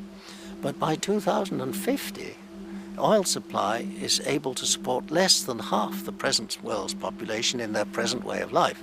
So the scale of adjustment to live differently is just enormous. The world is now using 6 barrels of oil for every barrel it finds. 5 years ago, it was using 4 barrels of oil for every barrel it finds. A year from now, it's going to be using 8 barrels of oil for every barrel it finds. What's disturbing to me is the lack of any real effort from governments worldwide or industry leaders worldwide to do something different. I mean, we have these sort of attempts to build more wind power and to maybe do something with tide. We've got attempts to make our cars a little bit more efficient. But there's nothing which really looks like a revolution coming along. These are all pretty minor. And that, I think, is pretty frightening. And the governments who are driven by these economists who don't really appreciate what we're talking about are trying to stimulate consumerism to restore past prosperity in the hope that they can restore the past. They're printing yet more money lacking any collateral at all. So if the economy improves and recovers and growth, the famous growth comes back, it'll only be short-lived because within a short period of time, counted in months rather than years, it'll hit the supply barrier again. There'll be another price shock and a deeper recession. So I think we go into a series of vicious circles. So you have the economic growth going up, price spike, everything shuts down, that's where we are now. Then it starts to come up again. But what we have now is this area where there's no more ability to produce cheap energy. We're at the peak. We're on the downslope of oil production. No way you're going to get any more out of the ground any faster, which means that things shut down. The price of oil drops, which it did in early 2009, but then as you have an ersatz so-called recovery, the price of oil starts to come back. It's recently been hovering around $80 a barrel, and what we see is at $80 a barrel now, with the economic and financial collapse, people are having a hard time affording that. World oil production right now is about 86 million barrels a day. Over 10 years, you're looking at roughly 40 million barrels a day having to be replaced. There's nothing around which can come even within 1% of meeting that sort of demand. If we don't do something pretty quickly, there's going to be a huge energy deficiency. I think the big mistake is in not recognizing a decade or so ago that a concerted effort needed to be made to develop these sustainable forms of energy. I think that's something our grandchildren will look back on with total disbelief. You people knew that you were dealing with a finite commodity. How could you possibly have built your economy around something which was going to disappear? For the first time in human history, the species is now faced with the depletion of a core resource central to our current system of survival. And the punchline of the whole thing is that even with oil becoming more and more scarce, the economic system will still blindly push its cancerous growth model, so people can go out and buy more oil-powered cars to generate GDP and jobs, exacerbating the decline. Are there solutions to replace the edifice of the hydrocarbon economy? Of course. But the path needed to accomplish these changes will not manifest through the market system protocols required, since new solutions can only be implemented through the profit mechanism. People are not investing in renewable energies because there is no money in it in both the long and short term, and the commitment needed to make it happen can only occur at a severe financial loss. Hence, there is no monetary incentive, and in this system, if there's no monetary incentive, things do not happen. And on top of it all, peak oil is just one of many surfacing consequences of the environmental social train wreck gaining speed today. Other declines include freshwater, the very fabric of our existence, which is currently showing shortages for 2.8 billion people, and those shortages are on pace to reach 4 billion by 2030. Food production, the destruction of arable cropland, from which 99.7% of all human food comes from today, is occurring up to 40 times faster than it is being replenished. And over the last 40 years, 30% of the arable land has become unproductive. not to mention that hydrocarbons are the backbone of agriculture today, and as it declines, so will the food supply. As far as resources in general, at our current patterns of consumption, by 2030 we will need 2 planets to continue our rates, not to mention the continual destruction of life-supporting biodiversity, causing extinction spasms and environmental destabilization across the globe. And with all of these declines, we have the near exponential population growth, where by 2030 there might be over 8 billion people on this planet. Energy production alone would need to increase 44% by 2030 to meet such demand. And again, since money is the only initiator of action, are we to expect that any country on the planet is going to be able to afford the massive changes needed to revolutionize agriculture, water processing, energy production, and the like, when the global debt pyramid scheme is slowly shutting the entire world down? Not to mention the fact that the unemployment you currently see is going to become normality due to the nature of technological unemployment. The jobs are not coming back. And finally, a broad social perspective. From 1970 to 2010, poverty on this planet doubled due to this system. And given our current state, do you honestly think we will see anything less than more doubling, more suffering, and more mass starvation? There is not going to be any recovery. This is not some long depression that we're someday going to pull out of. I think the next phase we're going to see after the next round of economic collapse is massive civil unrest, when employment checks stop being paid because the states have no money left. And when things get so bad that people lose confidence in their elected leaders, they will demand change if we don't kill each other in the process or destroy the environment. I'm just afraid that we might get to the point of no return. And that bothers me no end. We do all we can to avoid that condition. It's clear that we're on the verge of a great transition in human life. What we face now is this fundamental change of the life we've known over the last century. There has to be a link between the economy and the resources of this planet, the resources being, of course, all animal and plant life, the health of the oceans and everything else. This is a monetary paradigm that will not let go until it's killed the last human being.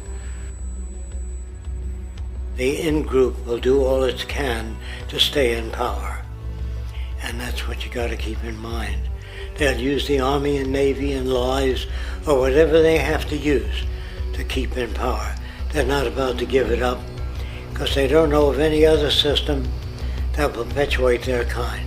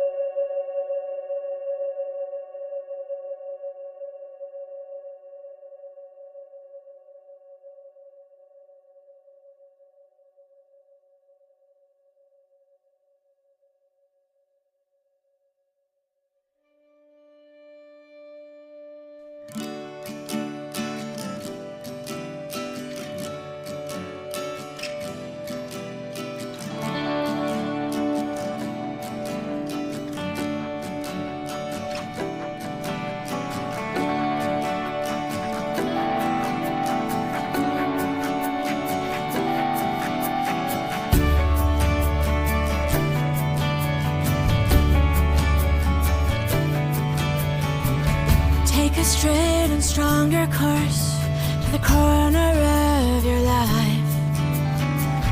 Just remember that the goal is for us all to capture all we want. We have to don't surround yourself with yourself. Move on back to squares. Send an instant karma to me, and I shall live with love and care for yourself. 'Cause it's time, this time and time with your time, and this news is captured for the queen to use.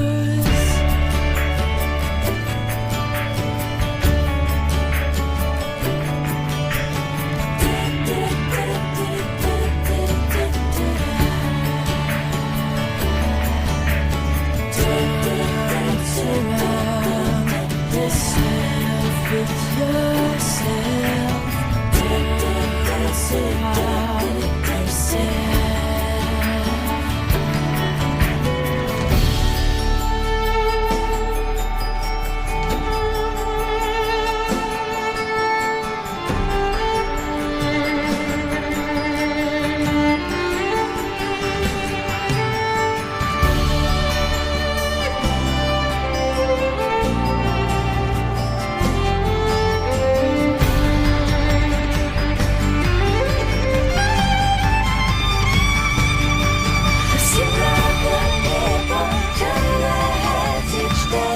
Satisfied, I'm on my way.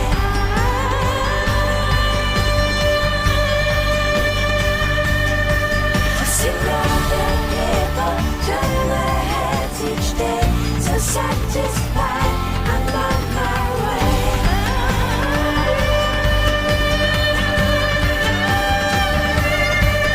See all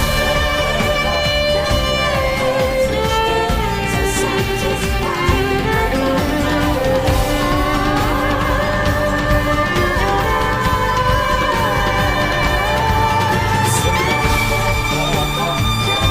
heads each day.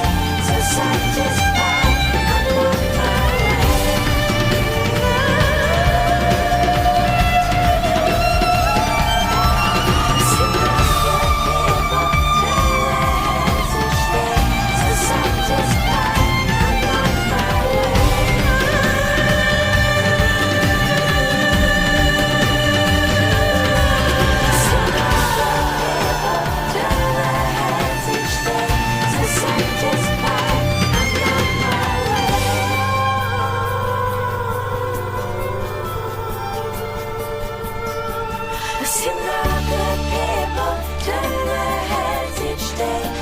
Satisfied, I'm on my way.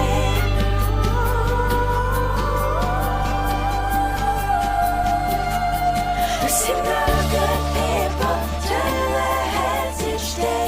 So satisfied, I'm on my way.